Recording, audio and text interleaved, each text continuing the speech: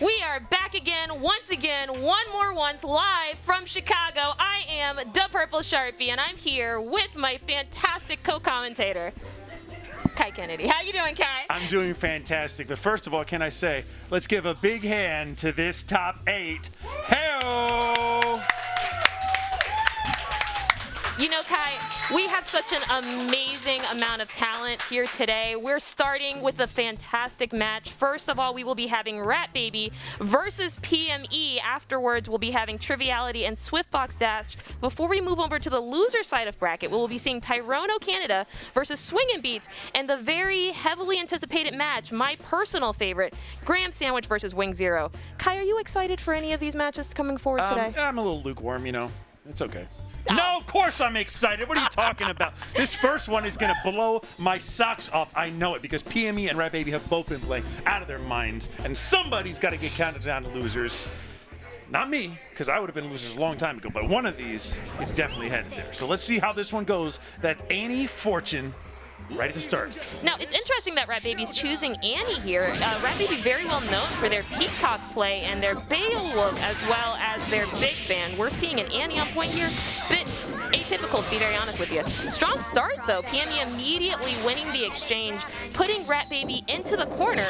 Level 1 does come out into DHC for PME's own pain wheel of their own. Oh, and this will not be death. We'll need another reset here. Let's see what the mix is. Let's see. Give it a little bit. Robo-Fortune assist to go ahead and finish it off there. And just a DP to finish it off. Nice and clean. First character going over from PME side. Yikes, an SSJ spells disaster. Now you're in the corner. Yo, okay, happy birthday. That's not what PME wanted for sure. That Robo-Fortune is bleeding at about 1/4 of their health right now. It's going to gain all of it back very luckily, but now PME's in a dangerous situation. Just wants to get out of this corner. Yikes! That is not how I thought that was going to go. Yo, that was scuffy. Okay, beautiful pressure here by Rat Baby. This should be death. Whoa, okay. Good reversal. Might have been an accidental there. Amazing reversal, though. Yeah, it was a weird drop for sure. Oh, really nice punish. And beautiful, clean chip out, I guess, from Rat Baby. Yeah, and we're sitting at about an equal life. We PME a little bit behind. Oh, okay. Yeah, just had to sit that one out right there. Rat Baby playing really reactionary, and it's working out. PME's being a little bit too aggressive on these round starts. These character inputs, I'm just not seeing what I need to see. Okay, really nice by Rat Baby here. Beautiful level 1. Lots of weird. The should be that's death. a little weird. Yeah. Level 3 would have just put it to bed. Yeah. Well, Hardly matters now, but yeah, that was really unfortunate. Rat Baby had an opportunity to finish off there. PME going ahead in reversal. Really nice timpani to finish that off. Rat Baby taking the very first match. I will be very brutally honest with you. I was surprised that conversion dropped from Rat Baby. That pain wheel, the big band conversion. Rat Baby is very well known for labbing out their combos specifically with pain wheel and big band. So the fact that dropped and they did H instead of medium to get the conversion was very strange to me. Very possibly missed input, very possibly just pressure. Not in any way, shape, or form typical from what we see from Rat Baby, but you know, it happens, and ultimately round 1 went to them. So let's see what happens here. yeah, and you're right. Labbing is absolutely a hallmark. It's a cornerstone of what we expect from Rat Baby. So I think that really just goes to show nobody's free of pressure. Right? For sure. Nobody's outside pressure's domain. Oh, okay. Let's hope that Rat Baby has a little bit more time now with Annie to go ahead and get. Oh, wasn't quite able to punish that Robo there. Okay, beams coming out, lots of beams. Scooting on in, beautiful. Yeah, Rat Baby just kind of taking their time approaching here. Annie isn't the best person to have, I believe, inside of this match against Robo-Fortune. PME wins it pretty strong with Robo. Annie's aerial game isn't anything spectacular compared to Robo, so PME is very content to just go ahead and zone him out here. Because Annie can't really do anything to approach, and unfortunately, with about 1/3 of her health, Annie is not a huge threat. Ooh, beautiful low there. It's going to go ahead and kill for no meter whatsoever, just exclusive chip damage and clean hits. That's all PME needed. Annie's out of the picture. And without Pillar of Creation, I think the opportunity to get more heads out is going to happen now. For sure. Oh, yeah, a little bit too aggressive there from PME. Really nice by Rat Baby to go ahead and just DHG, bring in the pain wheel. Big time damage on the head. Yeah, huge amounts of damage. And this is very possibly a dead fortune right now we're looking at. It's all gonna matter. Oh, yeah, man. Beautiful reset, and that's gonna be it for Miss Fortune on PME side. Okay, didn't really get an incoming game there, just got in for free. Oh, no. Yeah, a little bit of a scramble, unfortunately. Weird grabs coming out from PME there. Okay. That was something. Yeah, that was huge, and it wasn't quite happy birthday. Very smart by PME to go ahead and snap there. Big Band is a crucial aspect of Rat Baby setups at this point in time. Optimal ends it. Yeah, love this. Love this so much for PME. Beautiful. Wow, Absolutely beautiful. that was some kind of turnaround. For sure. Oh, okay. Yes, yes, I love to see it. Let that Undizzy fall on out. You don't want him to burst here. You have to respect it. Just gives him a little bit of breath. Oh, no conversion off that. Okay. Cute shoes, as always. As always, guys. Okay. Magnetic does come out here. Ooh, okay. Head not really doing anything but giving him a little bit more ground. And from here, PME is totally content just spamming out those beams. That is until Rat Baby comes in and says, I have to have a word with you, my good friends. Okay. Yeah, Still, just the amount of life PME has right now makes it extremely hard for Rat Baby to gauge what the right level of risk to take is. You could see there it was a very different pace of hands because Rat Baby knew, like you just saw, it's a one-touch game. For sure. Which means you can't really, when you've got the life bar to spare, you can take a few more risks because you know, okay, I can come back and try something else. This one, you could see the caution that Rat Baby was showing because there was nowhere else to go and PME was big chillin'. I completely agree. I feel like a majority of these matches has been PME kind of like setting the pace for what's going to happen and just forcing Rat Baby to approach, if you would. Ever since that very first round start that we saw where Rat Baby was incredibly aggressive, got rid, and lost their Annie very early, PME's understood that they have a bit more chill as soon as Annie's off the screen. Without having any of Annie's DHGs on the map, they're in a really good position. And Right. of course, as we see right now, Rat Baby putting Annie yet again on point, not making any ground, unfortunately, not really getting any damage out on Robo-Fortune. PME does get a clean hit on Annie. Let's see where this route takes them. Comes down with heavy. Okay. No conversion though. Yeah. It's kind of you talk about this a lot when you talk in commentary about people's win conditions, right? And I think what PME understands the win condition to be is eliminate her as a problem. Get Annie out of there. For sure, for sure. Oh, that was crazy. Just a raw level one. Just go ahead. Yeah. PME wants this Annie out at any means and is willing to spend all of their meter possible for it, and that was exactly what we saw there. PME has no meter but doesn't care because he is not worried in any capacity about Nice conversion. There we go. Beautiful, Finally beautiful, defeated beautiful. her. Okay. Good grab. Yes. Oh my gosh. Yeah. Have to respect that. Luckily, Miss Fortune was there to soak up all that damage. Rat Baby has their work cut out from them here. 3 meters. Ooh, great. Raw tag? Oh, okay. Yeah. Ooh, really nice level 1 into level 3. Yeah, I didn't think I was going to kill. But this will. Beautiful, beautiful. Now, Rat Baby will be a problem with this pain wheel, especially since Big Band is sitting there pretty healthy, to be very honest with you. PME doesn't care, immediately gets the conversion. See corner game coming through here.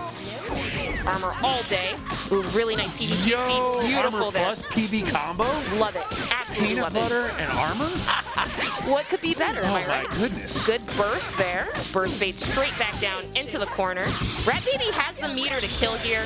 Reversal level 3 got hit because you didn't believe it, you didn't respect it, and now your pain wheel has to suffer 1,000 curses. All right, Big Band coming straight in to give pain wheel a little bit of breath. Ooh, Snuck very in there, nice. crouch medium. Get down.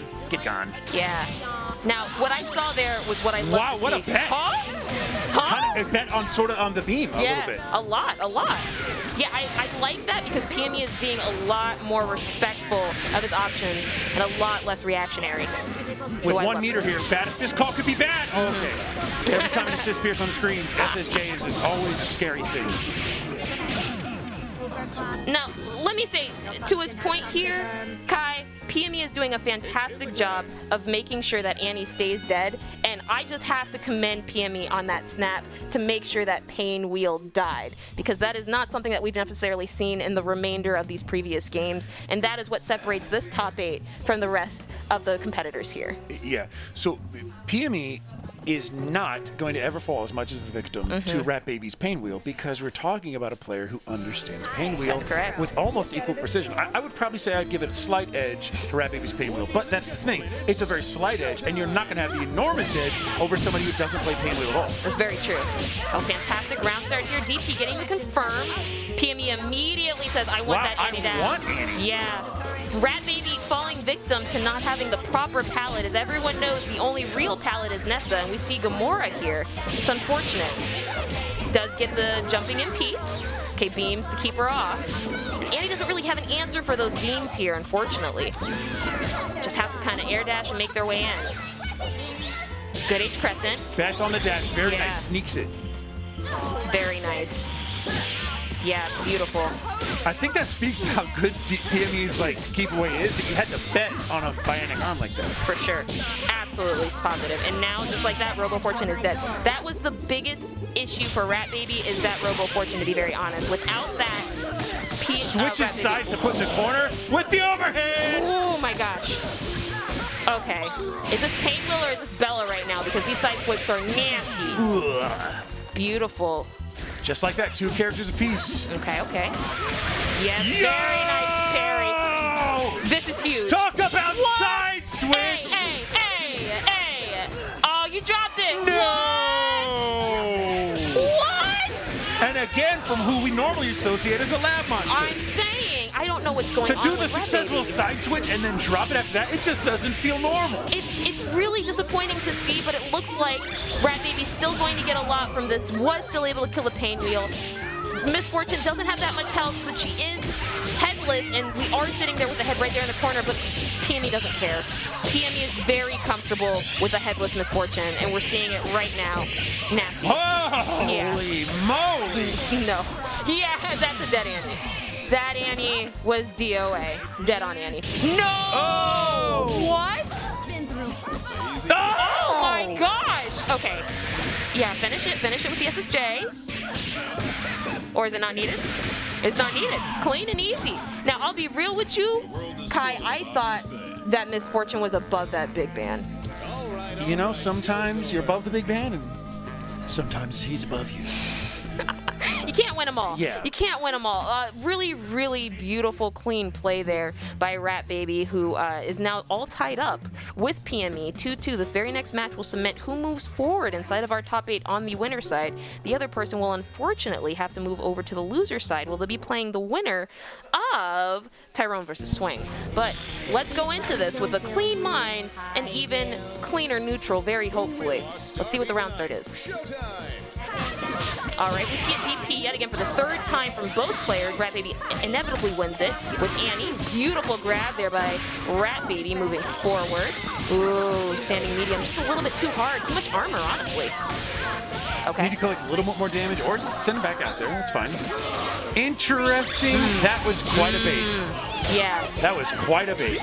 Now, that is actually, I believe, the very first time we've seen Pillar of Creation come out successfully to hit that Robo-Fortune. And we're already seeing Rat Baby's team suffer so much immensely from this happy birthday. That Pain Wheel is almost dead, Kai. That is quite a drop. That was the PME game winner right there, in my opinion. And to have that drop gives daylight to Rat Baby. It makes it significantly harder for Rat Baby inside this matchup, for sure. Yeah, what could have been a dead Pain Wheel is now a recovering Pain Wheel. Okay. Nice sweeps. Yeah. And just like that, yeah, Rat Baby is being a little too risky and PME just a little too effective. It's really PME's game. For sure. It's so difficult because that Robo-Fortune does so much work for PME. That H-Beam is just so good. So good at keeping Pain Wheel off, so good at keeping Annie off, so good at keeping Big Band off, to be very honest with you. Rat Baby at a severe health deficit in this match right now. Oh my gosh. Not insurmountable, but just about, right? It's like a hard to blockable. Technically you can block it, but I mean, did you? I'll tell you what, Rat Baby did not, and we're looking at a confirm and a very possible dead Annie off this link. for not one, but 2 meters right there. Yeah, PME does secure that death. Yeah. No messing around. The grab does cement it. Moving forward inside of this match is PME 3-2 over Rat Baby. And Kai, what an opening match, to be very honest with you. Can we talk about it for just a few moments? Absolutely. No more than a few, though. Let me tell you something. PME's Robo-Fortune was really the MVP of that match. The H-beam secured so much of the air game exclusively against that pain wheel and that Annie, and that really allowed PME to get in without any issues whatsoever. PME having a very, very good pain wheel and a really good understanding of pain wheel also secured him quite a bit inside of this match. And to be very honest with you, I think the biggest issue was that Annie wasn't able to do a single thing for Rat Baby. We didn't see any DHC synergy. We didn't see any alpha canos. We didn't see any P. We saw 2 pillars, but they didn't really help the way that Rat Baby needed, you know? No. And I think for me, this match was all about who was making purposeful decisions. We saw a really interesting choice just on screen just now, is that big bionic arm, right? That was a correct bet based on good decision making. But more than that, PME had 5 or 6 times many choices like that were all calculated, well-reasoned decisions that equaled big-time results, including several snaps. For sure. To make characters move around the way PME wanted to. So PME was leading the dance. And that's all it takes sometimes inside of Skullgirls, to be very honest. If you're not the leading lady, you're not in the game. The very next match we will be seeing today is going to be Triviality versus Swiftfox-Dash. And Kai, I gotta tell you, this is a match I'm excited for. The 2 Peacock gods inside of this bracket playing up against each other. Who do you like? Tell me the truth. Well, I don't like Peacock because you are about to get absolutely blasted. If you don't like crime, don't watch this criminal, because you are going to see some steaming and painful Peacock on Peacock action. It is going to hurt your mind. It's going to hurt your soul. But you know what? At the end of it, you may have just been burned into a better person. For certain. And if there's one thing that I can say about this very next match, it's that both of these players, while they are both very well known for their Peacock, one person I think comes out a little bit in top here for my personal favorite, and that's going to be Swiftfox-Dash, otherwise known as TJ personally for me. And I say this because TJ runs a Cerebella and Peacock team duo. Now, Triviality is very well known for running a trio on side of their team, and ultimately I believe that ratio deficit is going to hurt Triviality more than it's going to help TJ. And it's just one of those things. It's just one of those things that ultimately comes down to who I feel has better matchup knowledge. In this instance, I do feel as though Swiftfox-Dash is going to come out victorious. I feel it in my bones. Vela has so many tools to answer to really good Peacocks, and we've seen it before. Swiftfox-Dash has done this matchup. Swiftfox-Dash has played against really, really, really good Peacocks. We've seen him up against Mr. Peck. We've seen him up against Yaya. We've seen him up against Triviality before inside of the Skullgirls Championship Series. And it's going to be really exciting to see how he fares inside of this specific matchup yet again, once again. I think you pretty much pointed out all the logical reasons that you would say Swiftfox-Dash is primed to win. I think Triv has been feeling at their most Triv tonight, and possibly than we've ever seen. Triv's memery is way beyond acceptable. Shenaniganry way above operating limits. Tomfoolery way beyond what I would consider to be normal. I think at this point we're dealing with a true Triviality moment, and I think in a weird way that's actually what he needs to get Swiftfox-Dash's consistency misplaced. Swiftfox-Dash is always going to bring a lot to the table, and it's a fairly consistent, predictable, and reliable formula for that. And if anything's going to unseat Swiftfox, it's going to be lack of predictability. Triviality's nature is to cut it up as a tour, and I think maybe that might be the winning formula. So let's see what the round start is. Looks like they're opting to both start with Peacock here. I believe we're going to see up backs. Oh, no, just straight into it. Immediately a happy birthday from Triv. This could be really, really big. Unfortunately, no meter to make this real, but oh my gosh, that Cerebella is now at half of her health. Peacock's at a fourth and actively falling. Oh my gosh, Kai, this is huge for Triv. I may have been talking out of my behind because Swiftfox just lost Peacock. I don't really have words for that one. We're definitely definitely going to be reviewing the tapes for that one for sure. And Swiftfox is not taking this line down very slightly. Immediately gets in against Peacock. Okay, and so I've got to say, this is one of the only things I can point out as a solid I don't like it about Swiftfox in this last tournament series throughout this year. He definitely likes to do grab bag, but he does it when it won't kill. It doesn't lead to particularly good Oki. It doesn't do, if you're not going to kill with it, it's not really that good of a reset. For sure. Can we talk about that round start though? I mean, honestly, the fact that it is already over. Can we talk about that round start? Happy birthday! They both decided to be incredibly aggro. Neither one of them taking the obvious up back item drop start. They just both decided to challenge it, and ultimately Triv won because I believe what Triv did was standing medium punch, which is hit and vuln on startup. It's like two birds of paradise. As soon as you see another one, you immediately go into combat stance and flap up your feathers. You have to attack. It was so ridiculous. Okay, now we are seeing Swiftfox do a much safer round start this time around, and so he does end up living, but does still get hit a little bit here. Yeah, very nice raw tag there by Triv. Read the standing MP, called it immediately. That was a really nice dig to go ahead and reset as well. Back into the corner. Empty grab, okay. Yeah, Swiftfox is really just playing super defensively right now, only able to really, oh, beautiful standing MP, but a little bit too late. Triv's aggression is just out of this world, Kai. Right now, I mean, again, this is not slow. This is Triv absolutely running a sprint, which is perhaps exactly what was called for. Oh, okay, okay. Beautiful right here by Triv to go ahead and bring that Robo-Fortune out. She does have two heads. One more reset, and then you've actually got enough meter. Yeah, to just immediately kill. And that is going to be the reset. No, what? Why? Okay, he wants to cash in all of this damage right here. This will be enough to actually kill with that bomb. And there it is. Triv? Triv has labbed this. Something. That is something. Kai, I have to go ahead and renege my vote there for Swiftfox-Dash because it ain't looking super hot for Swiftfox. You wouldn't even know he was good at this game. I'm being serious. Triviality is doing some kind of something right now that is absolutely ridiculous. This man is playing with a level of sin that this is the thing he chose to do on Rumspringa. He left his Amish community, and he thought that's what this meant, was to make other people's days horrible in Skullgirls. That's the most sinful existence you can live. You know what? It's really insane that you would say that. I feel like Triv here is showcasing that they are a mixed master, for sure. And wow, okay. Swiftfox has now moved over to their main team of black and pink. Does not matter. Yet another happy birthday situation. Triv just waiting for these assists to come out, it appears. Beautiful winning. Combo, very nice. They're really happy about that one. Super incredibly happy. Yeah. Pulls out the Lenny to get rid of the other Lenny. And just wants to get rid of this guy. Yeah. Right. Anything.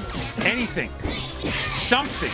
Oh, mama. Oh my goodness. Okay, beautiful play here by Triv. Okay. Let's finish this up. Nice and clean. Has 3 meters to do it. I don't think we're gonna see a DHC. Yeah, just gonna go ahead and clean it up with a 1 meter. Very nice and clean. And from here, very content to just chainsaw. Golly, Kai, you know, from this match, it looks so incredibly one-sided. We're finally getting Peacock out here to just finish the kill. But even here, it's really difficult for Swiftfox-Dash to come back. They ultimately can. And this happy birthday is the what you need, though. Okay, just snap it in. Oh, no. Can still get the kill here with all this meter. Beautiful level 3 here. Yeah, is going to be able to kill. Has to cash in. Yep, just a little bit there. Well, let's see what the incoming is. All of a sudden, they're equal. Oh, respected it a lot there. I was almost expecting a grab. I was almost expecting a grab to end vuln through that. Oh, Concho. Yeah, punishes that Concho. And that's going to put Triv up 3-0 over Swiftfox-Dash. Kai, I did not expect that in the slightest. In the slightest. And I only had the barest of anticipation that's how it would go, because again, Triv has been playing like a man unhinged from society's expectations of his behavior. Oh my God. Truly operating at a level of fiendish, efficiency that I don't think really we should be condoning or saying is legal. So let's go ahead and just take a quick look into exactly what happened there. It appears as though, even with this immediate round start, both characters got hit by the H-beam. Immediately, Triv calls the Lenny. Lenny hits both of them. And from there, it's a mess. Yeah, this is a watch the tape moment. Look at that. Look at that. We have Peacock and Recover. Yeah, it's standing in P. That's where it comes through. Immediately we see, I believe that is Peacock's little chain that comes up and hits the enemy Peacock. And from there, it's just death. Oh my God, what a beautiful, insanely aggressive, and very, very smart play from Triviality, to be very honest with you.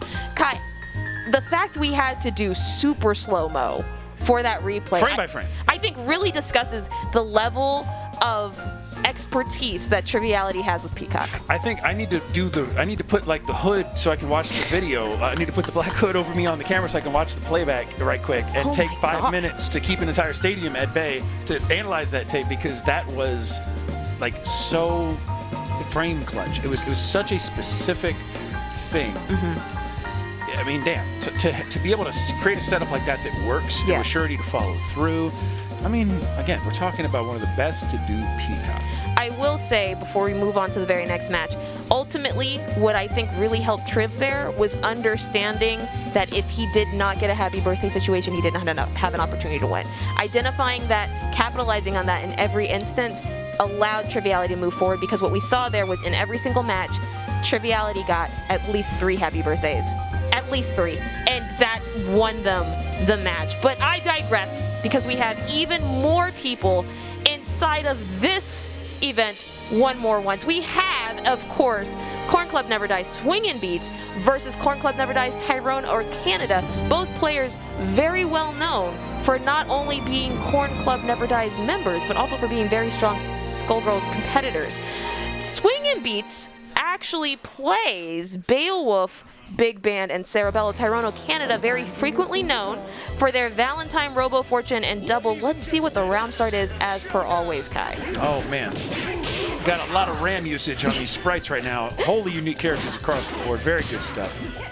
Now, what we see here is Tyrone's very classic up-back shuriken call, immediately with Valentine playing. Very, very flowcharty, very, very simple.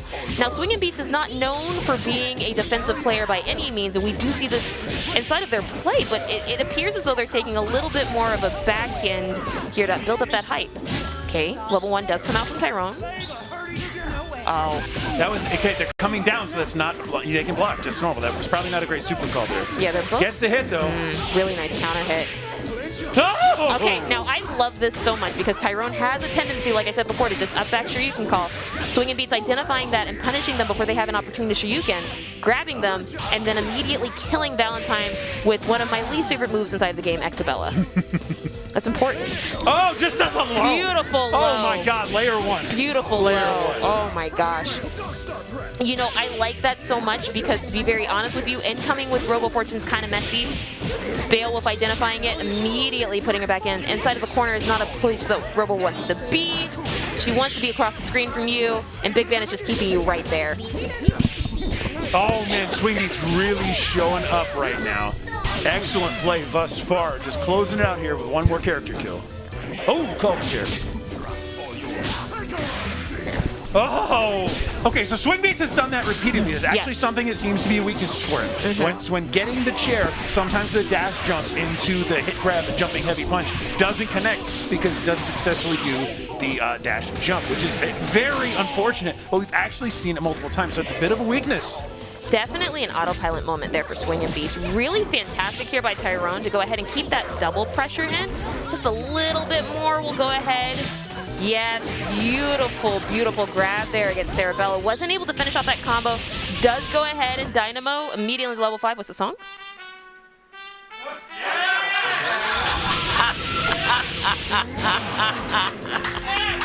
Oh, the crowd is losing their mind at that one, Kai.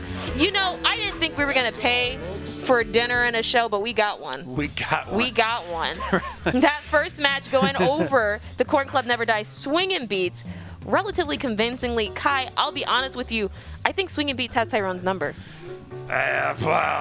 Bakamitai. Well, you know, to be very candid with you, SwingBeatz having 3 characters that all have command grabs, and then ultimately meeting Valentine inside of the air to command grab her, or just neutral grab her. I mean, it's just hilarious because again, I am made a fool of by SwingBeatz. I was I was doubting the Beowulf play in the fall qualifiers. Then immediately comes into the fall blockbuster and does an amazing job with Beowulf, and now I'm a believer. And that match only cemented the fact that the Beowulf play is definitely on point. For absolute certain. I really do like this right here. SwingBeatz trying to take their opportunity to approach. As you know, oh, beautiful happy birthday here. Throws the chair to get both of them in it. Double keeps falling in and out, but you know what? SwingBeatz doesn't care. Does the same thing, says I will jumping HP for as long as this game will allow me, which is unfortunately forever. Oh, really nice tech. Doesn't matter. Beowulf don't care. Yeah, recovered right behind. Really, really nice back tech there.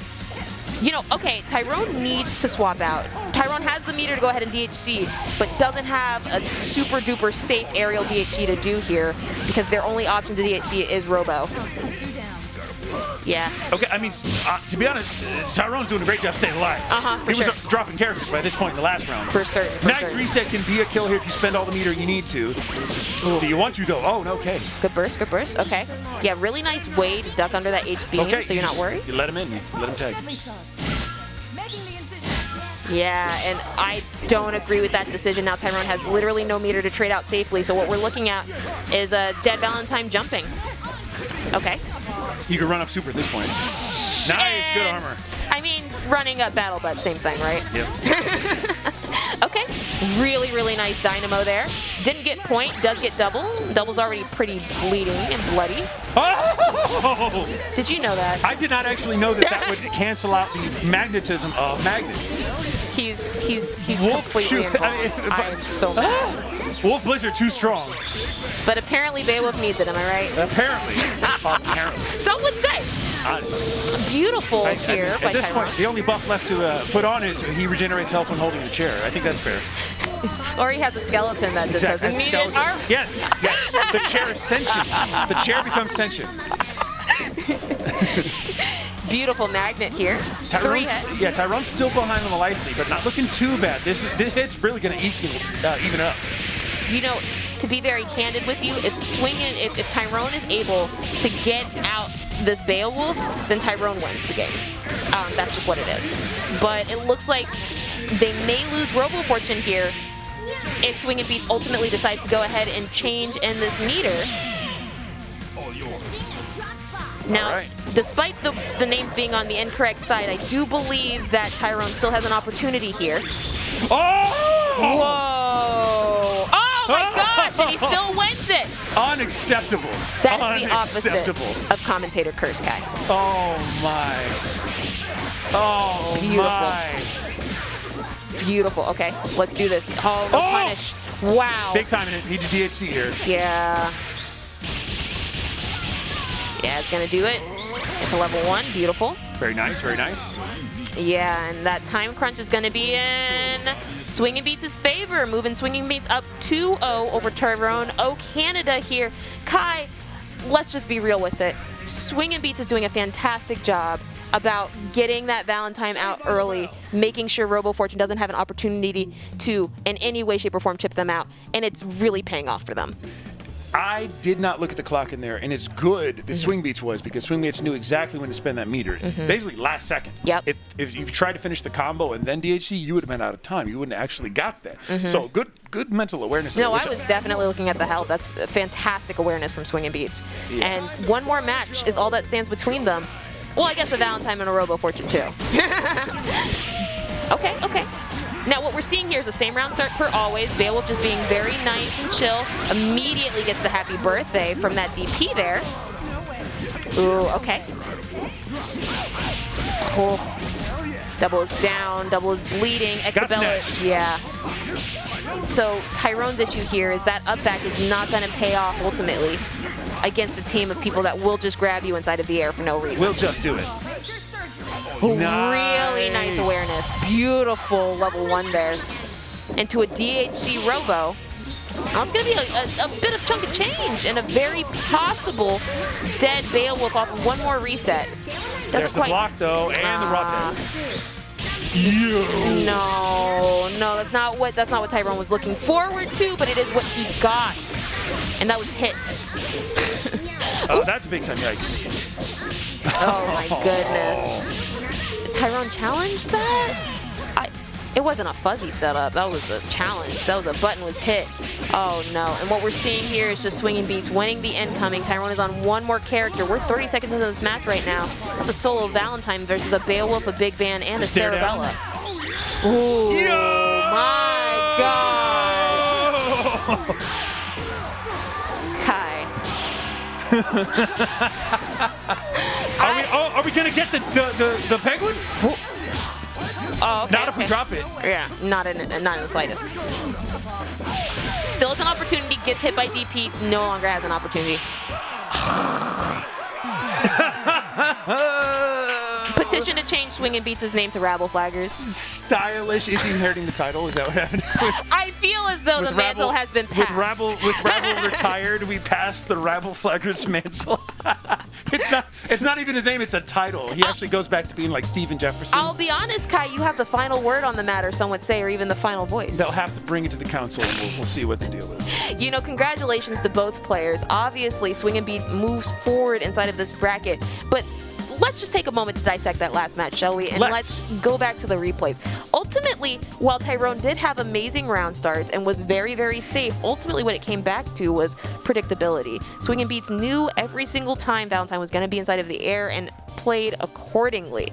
What we saw was a lot of challenges specifically against Valentine's aerial game, and immediately after that we saw Tyrone kind of scrambling in a lot of situations. We saw Happy Birthday come out several times that hit both Robo-Fortune and double, and SwingBeatz just ultimately ran that match. There's no nice way to say it. No. You know, he commanded every aspect of that match at every single point. You could pause it at any point in time and you would see SwingBeatz winning.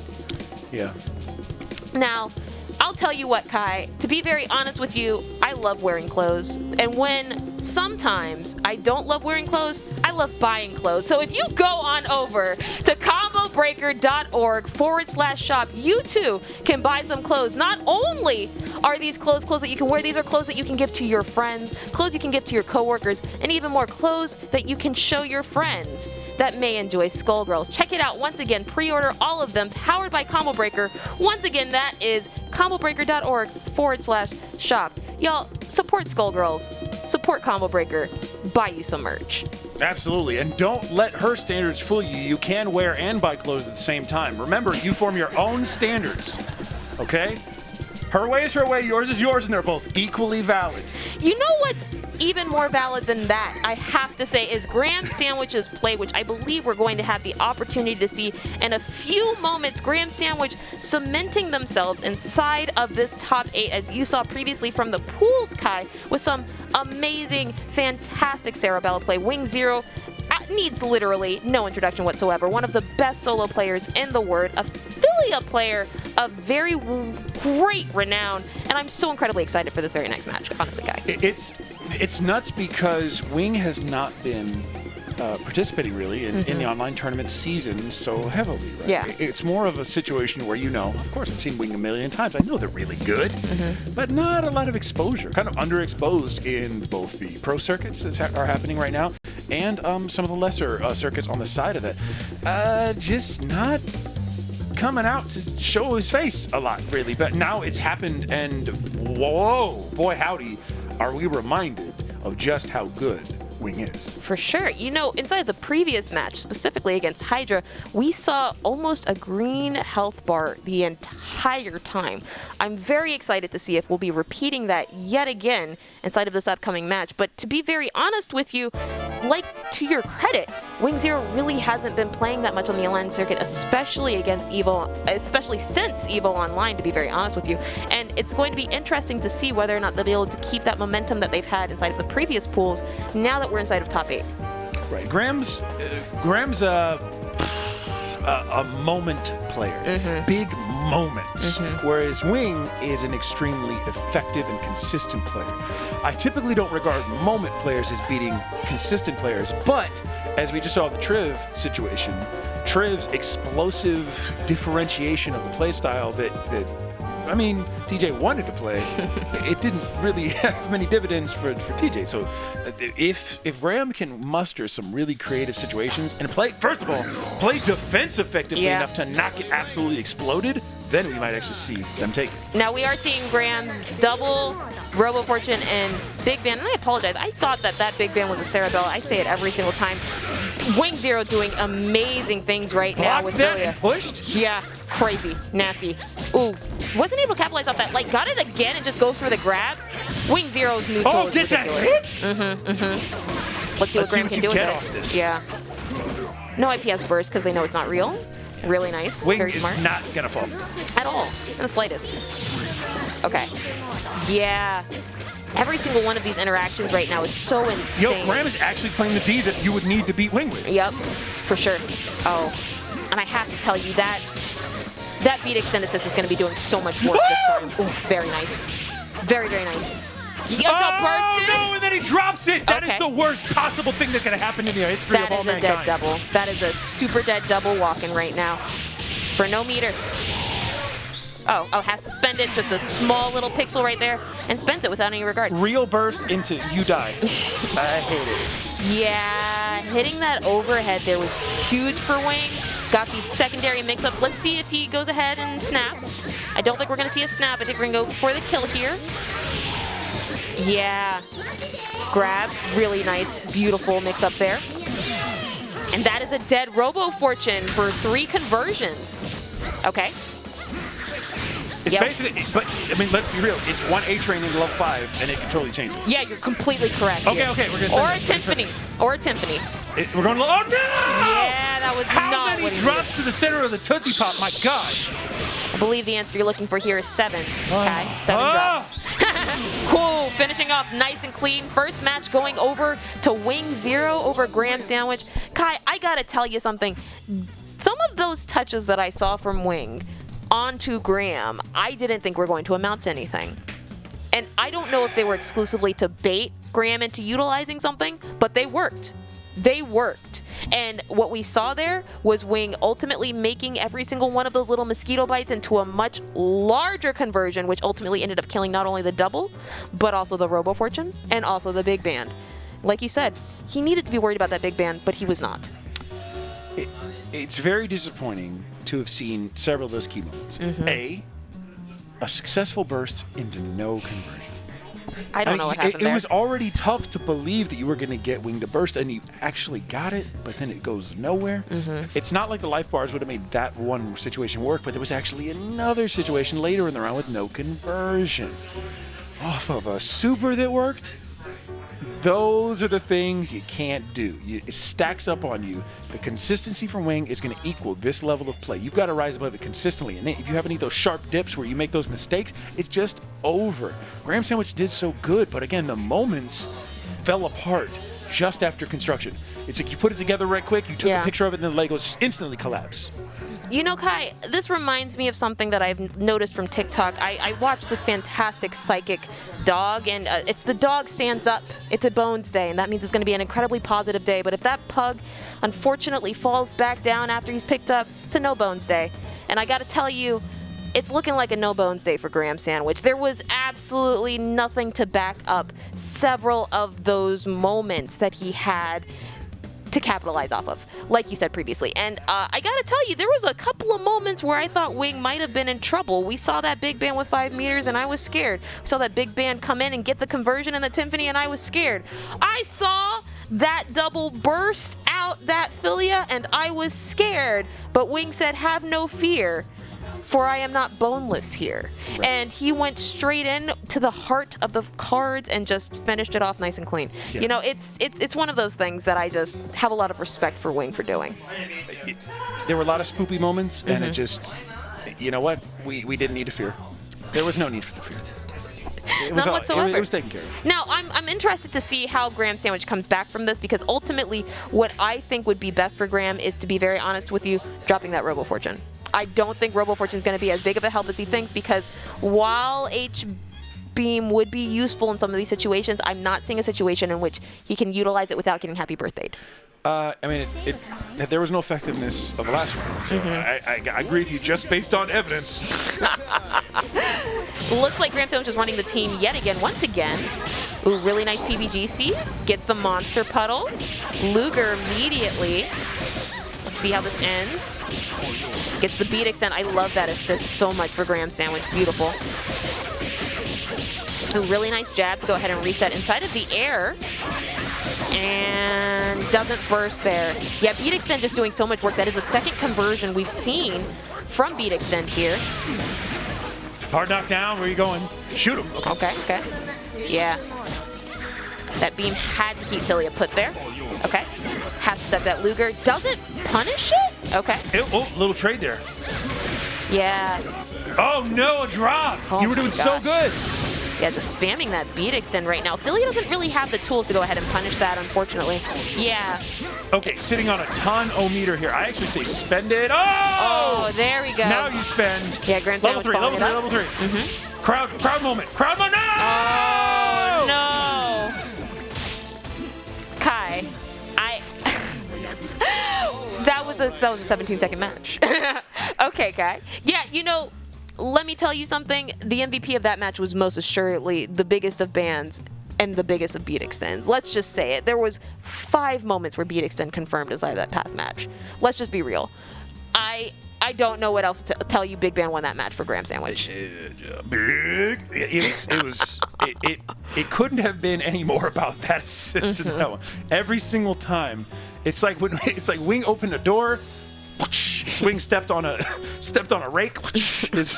Everywhere it was Big Ban waiting to clap, and yeah, absolute destruction that one. Unfortunately, it could have been a hood perfect for sure, except the drop at the end. Yeah, you know, I was surprised to see me have to eat my own words, because that H-Beam actually did assist in keeping that Filia to the ground a couple of times. I didn't think Wing was going to respect it, to be very honest with you. I didn't think he would, because you can just super jump on over it, and there's no penalties for solo character super jumping. But Wing respected it, so Graham took it. And you'll have to see it, honestly. 1-1 currently inside the matchup. It worked great for me. I was excited. I was hyped to see it. But no! Just like that, Wing says, I'm done playing your silly games. Good snap. Tricks are for kids. A beautiful finish there for Big Ban. Says, I don't have to worry about that beat extend any longer. And now, immediately going in against this Robo-Fortune. It's really party nice. time. It is party time. Ooh, okay. Ooh, really nice low to go ahead and open him up. And this is going to be a dead Robo-Fortune for literally no meter whatsoever. What a one-sided game this time around, Kai. Man, oh man, it's like they either are going to bust each other's chops and it's just one-sided, or they're not going to play. Oh my god. Kai, this match is done. What on earth? This match is done. What on earth? That's 2-1 wingzero. Kai, let me tell you something. As a solo player, nothing makes me prouder than seeing a solo come on screen and absolutely dominate a trio. But as a Skullgirls player, nothing makes me more upset than seeing a solo character get on the screen and dominate a trio like that. It's tough to watch sometimes, isn't it? He's already dead. That was tough because the amount of schmixturization that occurred, the sprite nearly glitched out. It was so fast. It's like you're going to break the game. You're going to break the game. It's going to explode. The lobby's going to crash. You're not going to be able to do anything. And the tournament's going to be over because you were too fast with Filia. For sure. I'm interested to see what adjustments Graham made, if any, but I'm inclined to agree that he didn't. A beautiful way to punish that, just with a couple of lights immediately into an under. Yeah, really nice. Silly slide. Let's see. Ooh, doesn't quite get the reset. Beat extend does come out, allowing him to elongate this combo right here. See a slide lit yet again. Nice and clean flush step. Okay, that was good. Weights on it, but you're not going to mash. Yeah, I like Graham being significantly more patient this time around. Yo! Yes! Oh, Wing waited for that one. Wing waited for that one. Oh, this is big. Doesn't have the meter to finish it off here. It's gonna snap. Whoa! Doesn't meet to snap. Skibbity bop. Cheesy Pete's, get the grab. Immediately snap, now we snap. Yes, Wing, I love it, baby, I love it. Gets the low, and that is a dead big ban. One more character to worry about right now, and that is Robo-Fortune, but is it an issue? Wing says no, gets the confirm, gets the overhead, double jumping HK. Yet again, triple jumping HK, and are we gonna finish it with some meter? Wing says yes, Gregor Samson to finish it off, moving Wing up 3-1 over GrahamSandwich. Kai, that one got the heart racing, okay? That was full move Saskatoon baboon. I don't know that. You know, Kai, that skibidi boppin' is exactly what we saw inside this match, because that first match was so overwhelmingly against wingzero. We saw Beat Extend really carry GrahamSandwich into it. But what we saw immediately after that was wingzero start to learn and understand when these assists were being called, and we saw that culminate inside the final match where wingzero got several happy birthdays and finished the match off for literally nothing. It is very imperative, especially inside of a solo v trio matchup, that you are very, very careful and very, very direct with when you call your assist, and that was not what we saw from GrahamSandwich, unfortunately, which is why Wing was able to dominate so easily inside of that third match. And it was good that the patience was being shown by Graham to make Beat Extend work, but I think this only goes to show it's about who you've got direct control over. At the end of the day, you've got 100% control over one character on screen. That's the one that matters the most. It completely bears out here. Now, I'll tell you what really bears at the end is our sponsors, because they can't bear to wait another second before we get over to them. Why don't we go ahead and run some ads, show y'all who made all of this possible. We'll be right back. My cockles are warmed. You know, honestly, every aspect of my heart is literally immensely filled right now, because that was some real tear-jerking memorabilia for sure. And to be honest with you, Kai, what an amazing moment that cultivated this exact moment, which is watching that complete wash from wingzero in that final match. You know, I feel like that's definitely going to be one for the history books, to be sure, but we have so many other matches set up today. The first of which we will be seeing after is going to be PME versus Triviality coming up next. Now, Triviality won very convincingly against Swiftfox-Dash. Oh, I apologize. What I actually meant to say was we're actually going to be seeing Swiftfox-Dash versus SwingBeatz. Now, Swiftfox-Dash didn't have a fantastic time against Triviality round 1, but I'm hoping to see him come back in this next matchup against SwingBeatz. Any favorites coming into this match, Kai? I think Swiftfox-Dash will not succumb to the SwingBeatz style. That's all it is. SwingBeatz is a perfectly talented player. I think Swiftfox can deal with that. Yeah. We'll see what happens. Really aggressive round start there from SwingBeatz. Yeah, that's not a round start we saw previously. Okay, just kind of biding their time here now, trying to get in. We haven't seen a single jumping HP. Chair does go out, and now Peacock is in the blender. Full meter of hype. Comes down on the chair, got the chair back, and yeah, good blocking of that Exabella. Have to respect the chair. Gets hit. Chops. Yeah. And now this Peacock could very easily be dead if SwingBeatz decides to spend it. Got the meter for sure, but drops. Really nice jump. Invincible versus invincible. Yeah. Oh, just runs on in their wool shoes. Why wouldn't you? Why wouldn't you, Kai? Why wouldn't you at that point? Okay, beautiful here. Really nice grab. Ooh, let's see what this is. Dead man, Exabella. We're just seeing the blender right now. We to be very honest with you. We're talking about one more. There it was. There's a ton of meter on the board. 1-1 into 3 can work. Oh my gosh. Honestly, Kai, if it ain't broke, don't fix it. So let's see all the meter. SwingBeatz going for it. Going for it. Has a stun. 1, 3. And here comes the finale. Putting SwingBeatz over 1. I mean, okay, so first of all, SwingBeatz is shortly making a career out of making me look like a damn fool, doubting him yet again and shoving it in my face. You son of a gun, you beautiful son of a gun, making that look so easy. The blender just started and never stopped. It really didn't. Let me tell you, I'm somewhat concerned about the fact that TJ didn't block low 4 times in a row. I'm very concerned about that. I don't know if you are, but I am.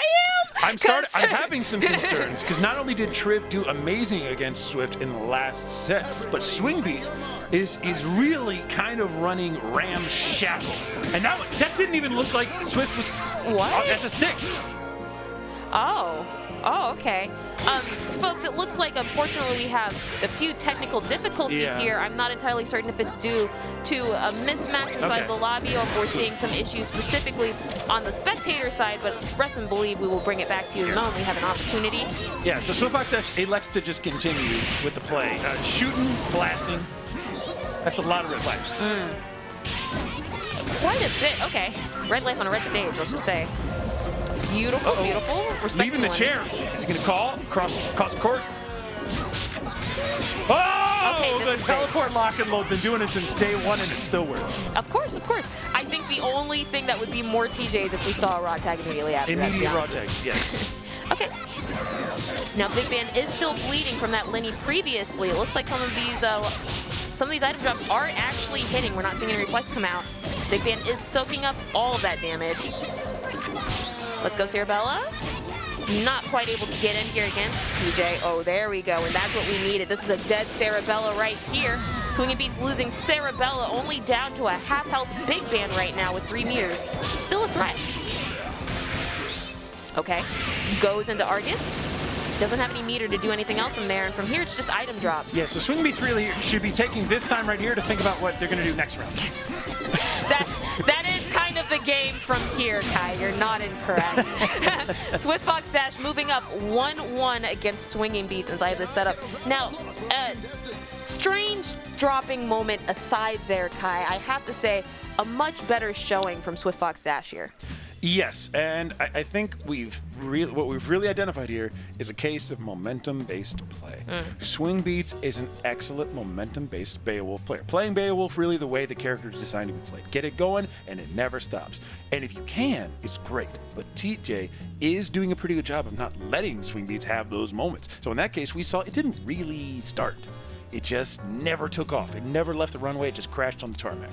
You know, what's interesting to me here, to be very honest with you, is Swiftfox hasn't really challenged any of Beowulf's moves these last couple of times. We saw it in the very first round, which was what I think ultimately resulted in losing so many times inside of the corner. But aside that secondary time, we didn't see him give, like you said, Beowulf an opportunity to challenge anything, which was really, really nice to see. And I don't know if that was just because of the respect after the drop. We saw the Lenny go off and ultimately get that Big Ban down to about a third of his health.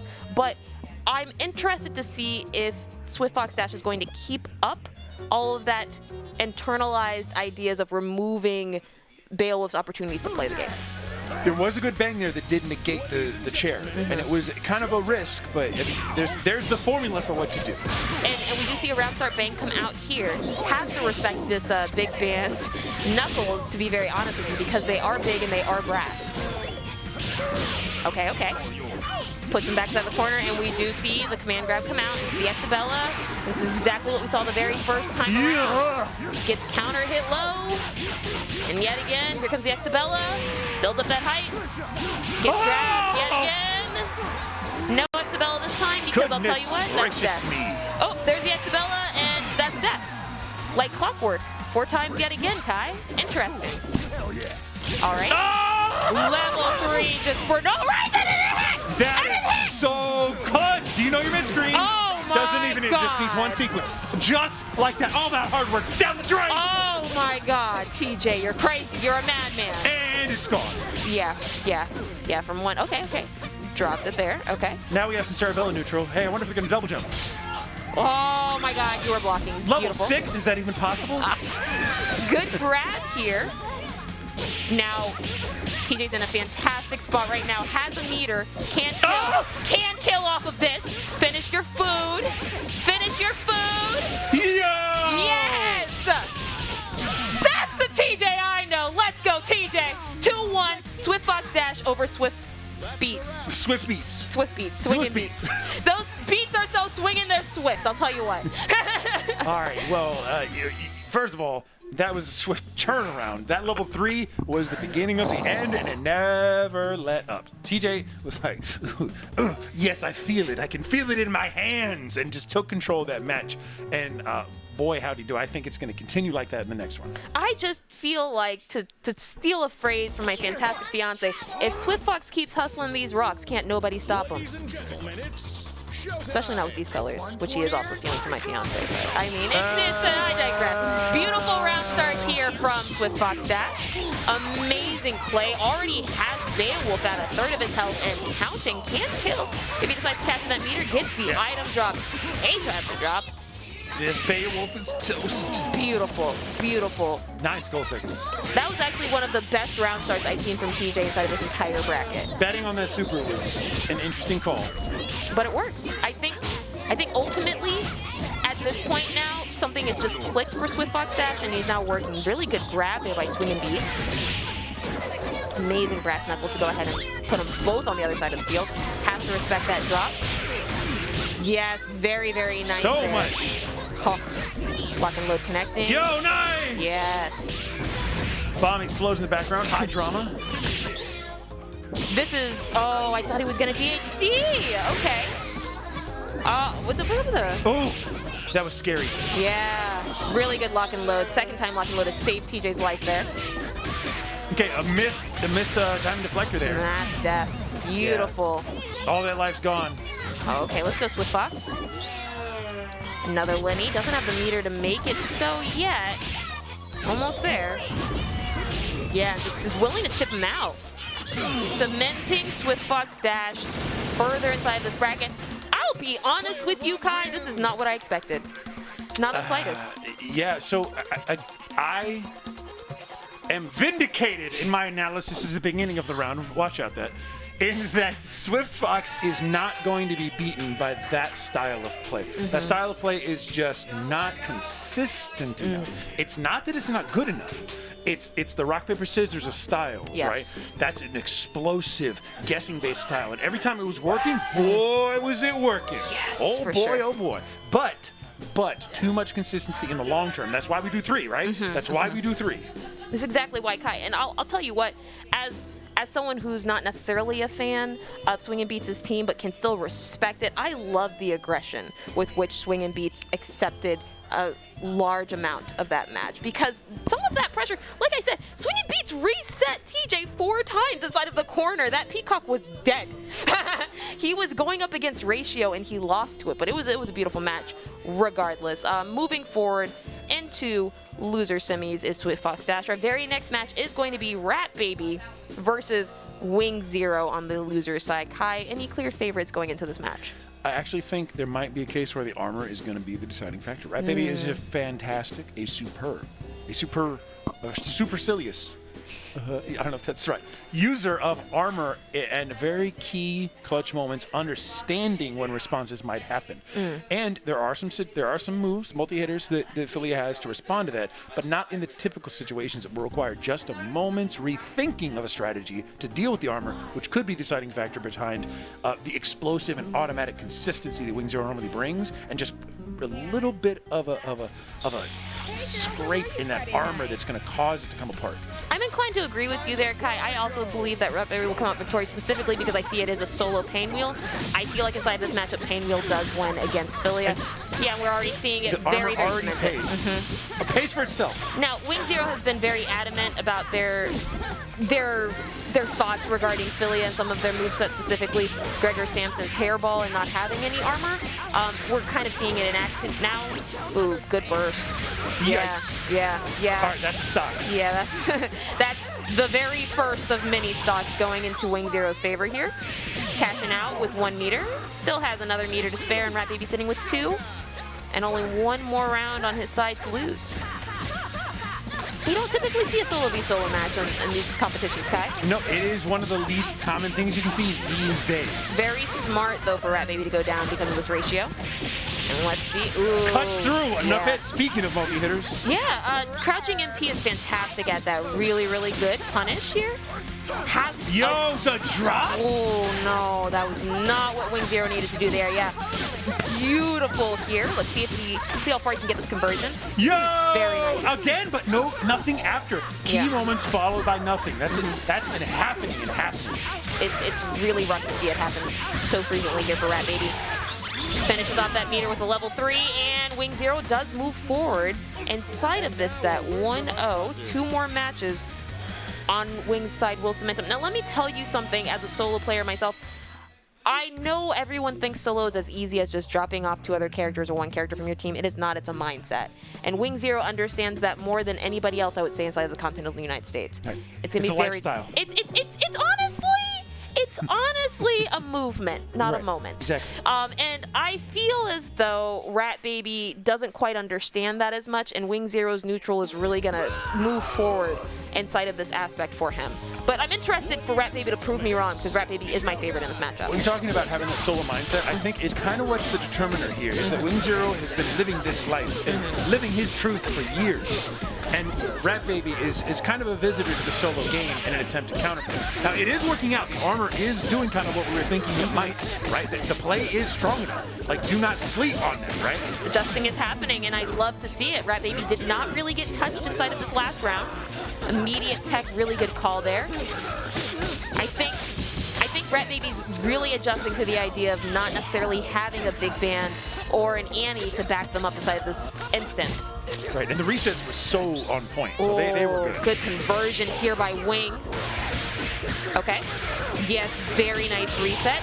Finish this up, finish your food. Nice. Fantastic overhead counter hit. Good.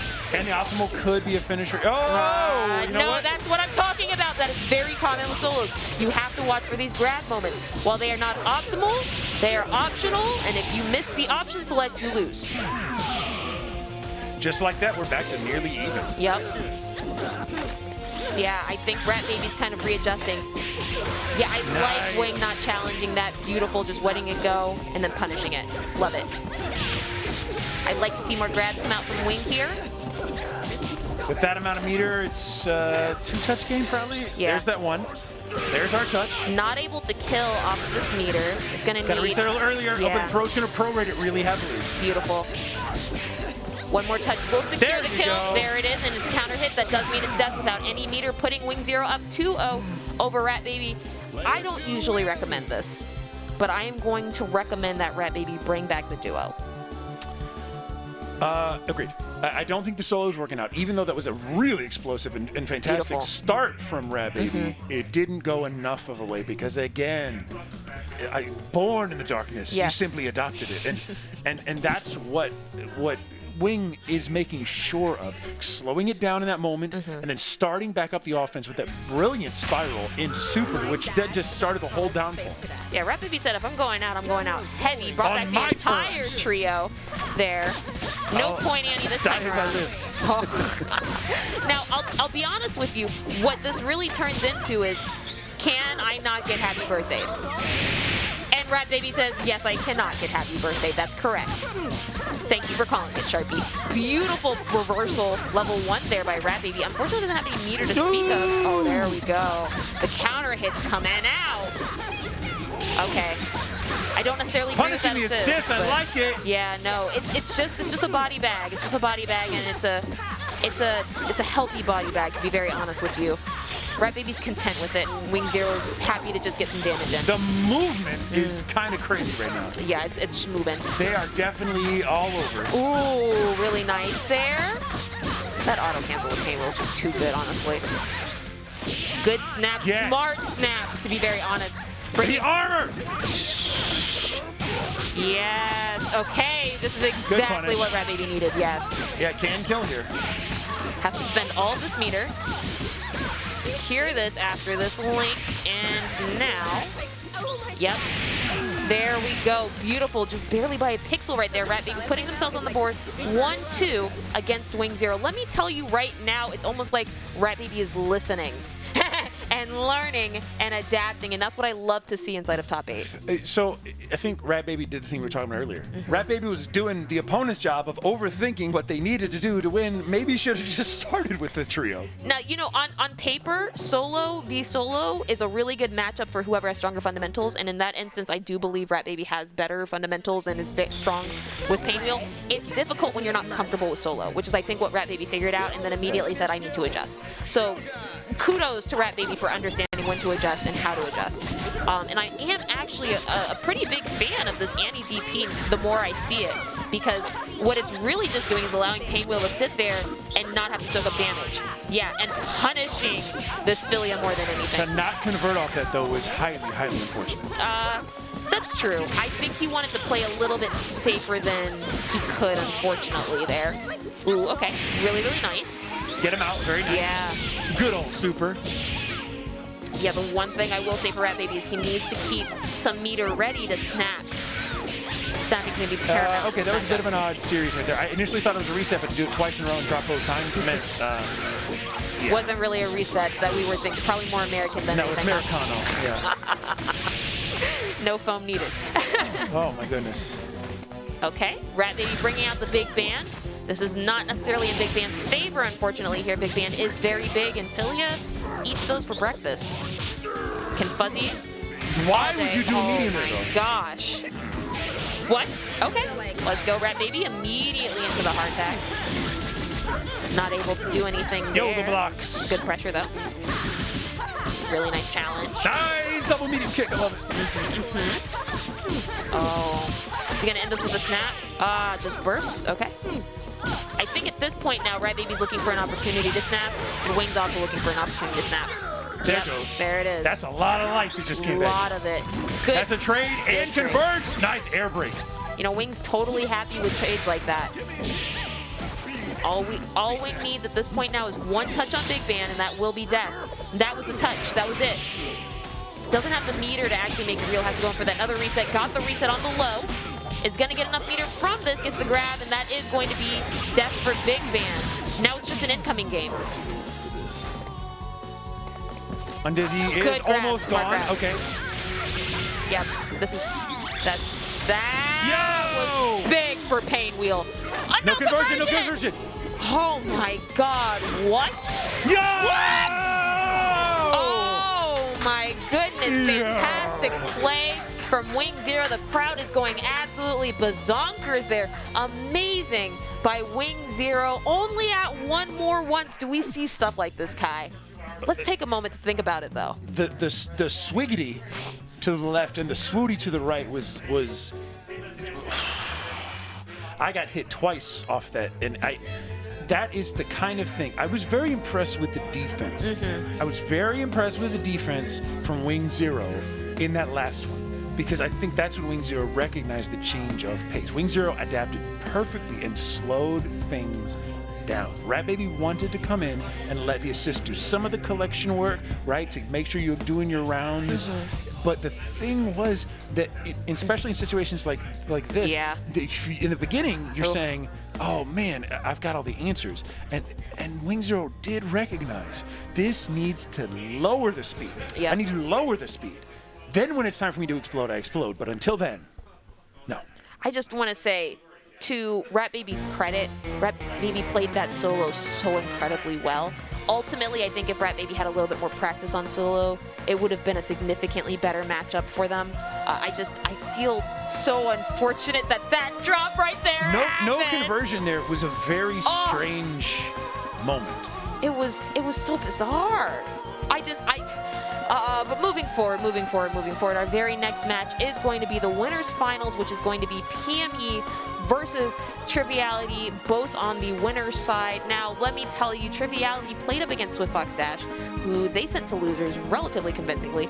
PME fought Rat Baby, and it was a very close match indeed, 3-2, and now they're both going to be playing each other. I have to tell you, going into this next match, my favorite is actually PME. I will conveniently disagree with you and say that I think Triviality is here to write his name in the stars as 80085. I think that is what is going to happen. I think Triv is here to make a mark and is not playing around anymore. It was too convincing against Swiftfox. Swiftfox is that kind of player. For that to happen, I'm just like, PME is great. I don't know if PME can take it against Triv. Okay. Really, really good round start yet again. Actually, the exact same round start Triv used against Swiftfox-Dash. Didn't ultimately convince in a happy birthday this time around, but Triv is able to get some decent damage against Robo-Fortune here. Dragon Bite moving him along.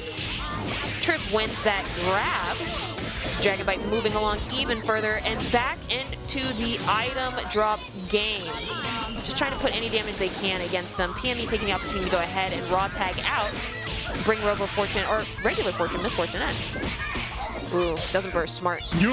Oh, I liked that challenge. Wasn't able to make anything of it though. Triv putting out even more item drops here. Ooh, really good Dragon Bites. Yeah, punishing that DP is going to be the death and the bane of Miss Fortune. Yeah. Okay, I mean that's something. It's not enough, unfortunately, but it is something. It's something. Yeah, Robo-Fortune not having any meter here is actually very detrimental indeed. Specifically because now Robo-Fortune can't get out for free anymore. And Robo-Fortune's dead, and now it's just pain. Yeah, feel free to watch the tape back, ladies and gentlemen, because that was Triv doing M-Bang full screen to beat a single laser into reaction super. It was worth it for Triv. Yeah. Moving PME into their final character, specifically Painwheel, especially inside the matchup where it's really difficult for Painwheel to approach against the Peacock. I would say it's worth. I don't think PME would agree with you, but it happened. Right. Oh, and Triv is going to go ahead and take that right there. Triv is just on a tear right now. Triv's on a tear, and here's the thing. PME was not even able to get past Peacock. That was complete game plan execution. Oh my gosh. It was living in the comfort zone, right? PME needs to take it to the danger zone, and Triv's in the comfort zone. You know, it's interesting that you said that because the entire time I was watching that, I was just thinking, I think Peacock has too many guns. Some would say that she has the top gun. I think she has too many, and I feel like she needs less guns in order for this match to be more fair. Right, no, I mean, definitely cook PME's goose. Can we stop making 80s reference now? God, nobody in the chat knows what we're talking about. All right, moving forward into this round start, much more defensive this time for Triviality. Just taking the opportunity to move back from from full screen, just put out some bombs, and PME takes this opportunity to go ahead and approach after lasering quite a few beams. Go straight into Magnet. Really, really nice here. Bringing out Painwheel. That isn't installed. That is significantly more damage. And this should be a dead Peacock. Beautiful by PME. Didn't drop it. Love to see that. Yeah, I think PME identified the threat for sure. Ooh, that's bad. Oh, okay. PME Yeah, luckily. Just got saved by an angel. That angel being lagged. Oh my god. Okay. Really, nice, really good nice. response. Let's see, Dragon Bite. Okay. Beautiful here by Triv. Yeah, burst. No burst. Yeah, good burst there. Okay. Beats the incoming. Because he was pressing the button. Good DP to counter hit, immediately challenges that with Painwheel assist. Really, really nice. A lot of batons. Poor Lively assist is so wild. Yeah. Beautiful. Okay. Yet again. Interesting to bring in Painwheel, but yeah, has to go ahead and finish it. Okay. So let's take our hats off when appropriate. PME does appear to be doing a lot better in this one, but Triv has two characters, the best kind of technical two characters, barely, with the red life recovering, orb on screen, gets the hit, and this is going to lead to so much life recovery on that Squiggy, basically making it another viable character. For sure. Even without the stances fully charged, that's an issue and that's a threat. PME just needs to snap right now. Can't kill, just snap. Oh, goes for the hard. Okay. Yeah, just goes ahead and brings him Miss Fortune, says, it's fine, I don't care, I have the health lead. Nice, gets the kill, and it's still a one-touch Squiggly, unfortunately. Okay, you know, I respect that because he got the kill. I respect that over snapping, for sure. Beautiful here, wonderful by PME, putting it up 1-1 against Triviality. And you know, to be very honest with you, I think this is the most challenge Triviality has had the entire bracket. I agree. PME is sort of the ascended everyman. If that makes any sense. Yeah, I get it. PME came from a place where he rapidly improved through a ton of effort, and he chose the path of learning almost every facet of the game. And so it is the person that lives in the center of Skullgirls, but it's filled every space, and it's really cool to see. And that's actually, I think, what beats shenaniganry. For sure. I think the ascended everyman beats shenaniganry. And we're seeing it right here, being able to approach against Peacock's minefield that cleanly and that easily, especially when the very first match was so difficult. PME did it without getting any damage, to be very honest with you, and now Peacock's dead for it. Yes, and that was a fairly quick kill, only 13 skull seconds. Okay, standing in P to go ahead and challenge that with armor. Triviality's Robo-Fortune is looking really, really clean here, doing quite a bit of work. Does get the Misfortune, does not get the Pain Wheel. Pain Wheel's happy to go ahead and charge. Robo's happy to go ahead and challenge, and does ultimately win that challenge before the block strings come out. Yeah, you better not get hit by Beam Omega. Call an assist and get hit by Beam Omega. Could be bad. Just go ahead and alpha out into deep P. PME bringing in Misfortune. Heads are out. We got 3 heads. Someone's calling them speaking heads. Okay. Oh, calls it and a level 3. Nice kitten missiles holding up the game. Has to respect that level 3 from Robo. Yeah. Very nice. Get out of there. Oh, God. PME is playing so clean right now. Oh, my gosh. Okay. Very, very clean by PME.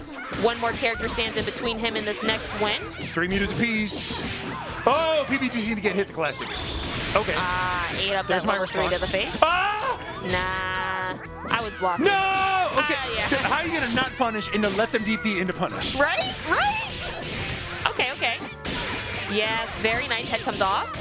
Spike it! Yeah, and now we just see some very fancy head work coming out from PME. Yeah, and that's it. No, I was about to say, that was kind of game. Did you see that head placement like it was over? PME does not play with those head setups whatsoever. I will be honest with you. I have to say, I didn't expect PME to adapt this quickly, but I'm happy to see it. PME is a fantastically intelligent player, and we're seeing it in effect, Kai. To your point, to your case and credit, PME is doing a fantastic job understanding what these round starts are and beating them immensely. PME understands every single aspect of Peacock's minefields and has been doing a great job adjusting and getting through them, and nothing that Trip is doing is really working anymore.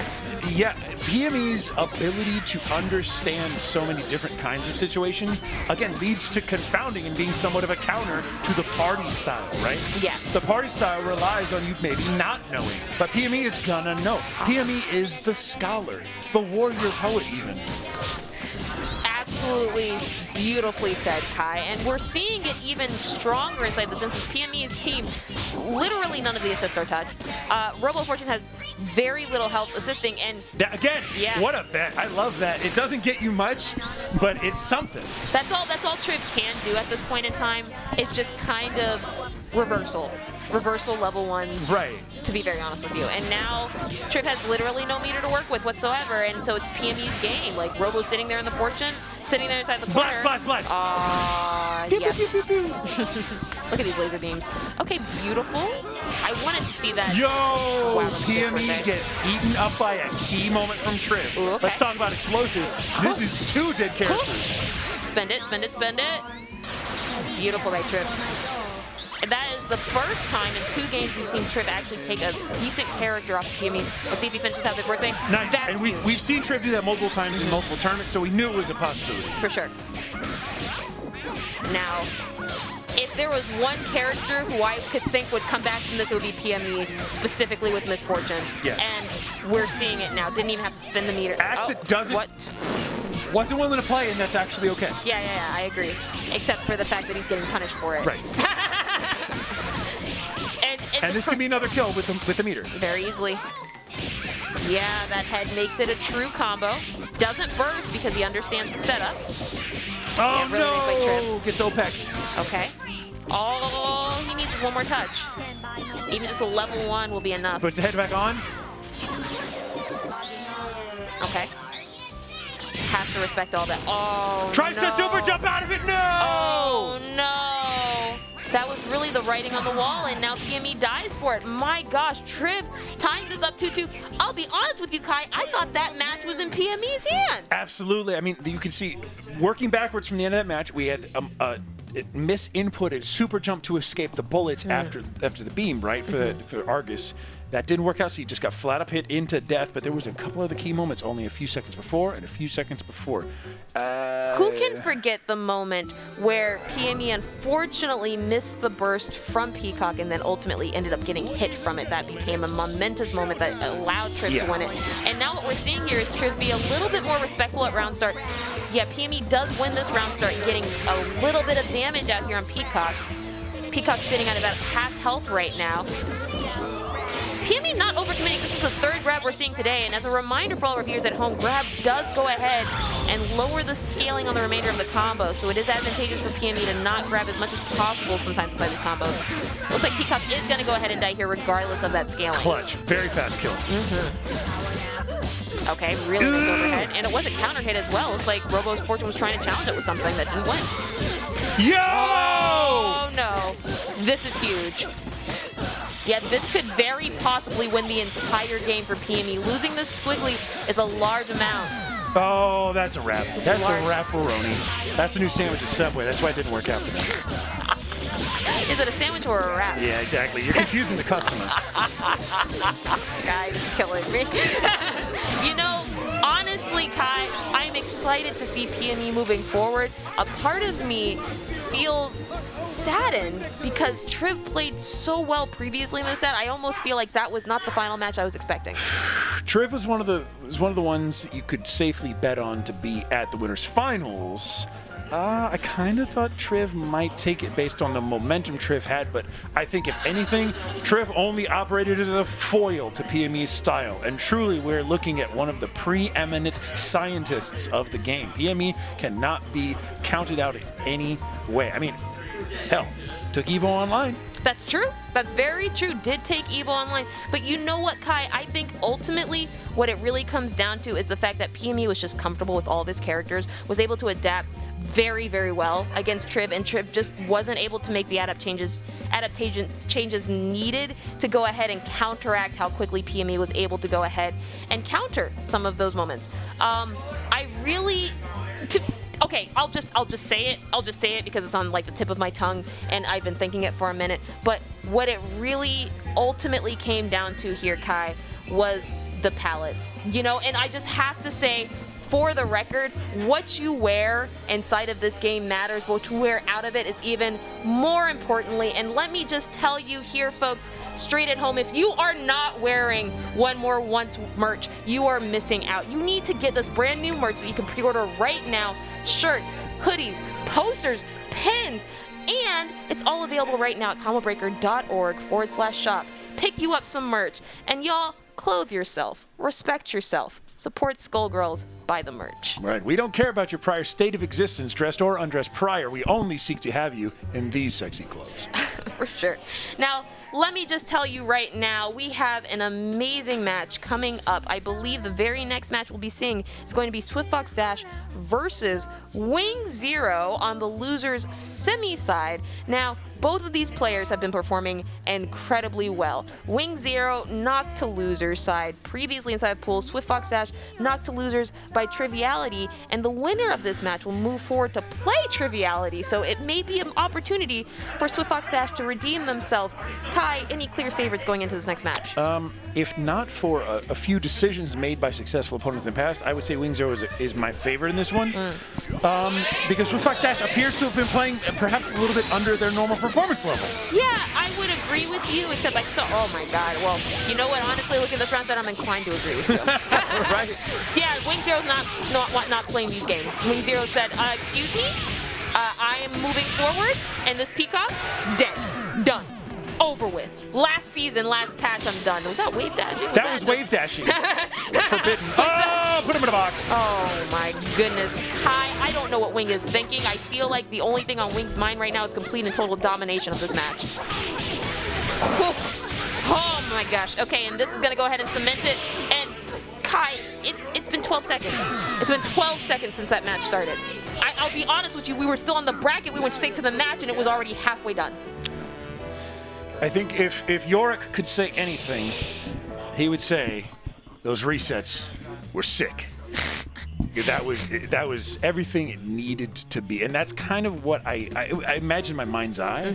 Because again, Swiftfox, while an incredibly skilled player, doesn't seem to be playing at the tippy top of his skill at this event. Whereas wingzero, for all his lack of exposure in the last year, seems to be playing tippity top. You're not wrong. You're not incorrect there, Kai. I have to tell you, honestly, this round started a bit more inside of TJ's favor. We're seeing a lot more aggressive come out. We did see the jumping bang come out. We're seeing a lot of item drops, lock and load, an absolute favorite, and keeping wingzero away here. wingzero does have to approach against Peacock. Let's see if they can traverse this minefield to get some damage in. All it's going to take is one touch. Oh man, Swiftfox is already extorting this life bar. Yeah, that's some dangerous levels for sure. wingzero currently sitting at about a third of their health. Not able to get in against that lock and load. Lenny does come out. Ooh, yeah, wasn't able to get in time there. We go, there's the hit. Yeah, jumping HK does go ahead and connect. Ooh, very nice standing LP there to go ahead and connect. Super fast button, by the way. Yes. Beautiful. Let's go ahead and finish. It does have the meter to make this real. There it goes. And here it is. The final moments of Peacock right there on screen. No longer has to deal with it this round. Okay. Moving forward. Let's see if the grab reset here. I think we may see it. Oh, good snap, smart snap. Very, very smart snap by Wing. Yeah, and gets a little bit more time on Dizzy because of it. Yeah, respect that burst. You know what's crazy about OG Skullgirls players? We never burst. We never burst. We're like, I will die. Oh, my gosh. What? Can we get a crowd shot, please? I'm seeing disappointment not only on the faces of TJ there, but also on several of the members. And they are both dazed and confused, folks. That's wild. All right, the gallery has shock on their face. Nobody was expecting it to end that way, Kai. I know I wasn't. And from the looks of some of the people inside the crowd, they weren't either. But let me tell you something. With Wing up at this point now, 2-0, I think we can safely say TJ needs to pull something out of something. Yes. No, something is lodged and needs to be removed because it is not the way TJ wants this one to go. I think he needs to not be looking under his hat. He needs to be looking other places for some tricks to pull out here. But it looks like, ooh, okay, we did get our very first couple of confirms right now. TJ being a lot more aggressive this time. Not exclusively going to zoning, going a little bit more rush downing against this Filia. See if it works out for him. Good teleports. And Wing is just totally nonchalant about it. Doesn't care at all. That is a dead Peacock. That's so dead. Oh, gosh. Yeah, just has to finish his food. Has the meter to do it. Here it goes. There it is. Yes. Yes. Aw, man. As Kel Thompson famously said, here we go again! Yep, that's a level 3 turning the tables around. Cemently. Now look, Swiftfox-Dash can't kill here. Please snap. Please, for the love of God, snap. Wow! Doesn't need to snap. Not with this sword. Not with this diamond drop. Okay. Just a little bit more damage is going to go ahead and secure it for Wing. Got the grab, has to snap. Beautiful snap there from Wing. And just like that, it's a totally different game. It's literally like nothing happened whatsoever. Yeah. Oh my One more touch. God. One more touch. He's got so much in Dizzy though. Oh my God. It doesn't matter when you're a solo. A Dizzy's not real, Kai. Oh my God. A Dizzy's not real. Oh my goodness. wingzero moving forward into losers finals against Triviality. That was a stressful set, Kai. It was, but you know what? Wing is just doing too much. He's doing too much with those opportunities. One of the things, I don't know if I've ever said this about Wing's combo routes, right? He has a specific combo route that leads itself to good conversions by using heavy kick in the air and then falling. For sure. And it's his default like setup. So even if because he moves at hyperspeed, right? Yes. The Wing style is to go into hyperspace immediately, right? You punch it. right? And when he's going at that speed, you've got to have combos that you know are going to rely no matter where you pick him up. Because he picks up people in the air with the random tiki-tack hits that convert that do the magic series into hits that then convert on the ground. But you have to know that everything in there is going to lead to the same point of a conversion. Very, very few times does he drop conversions off of stray hits, which is really incredible.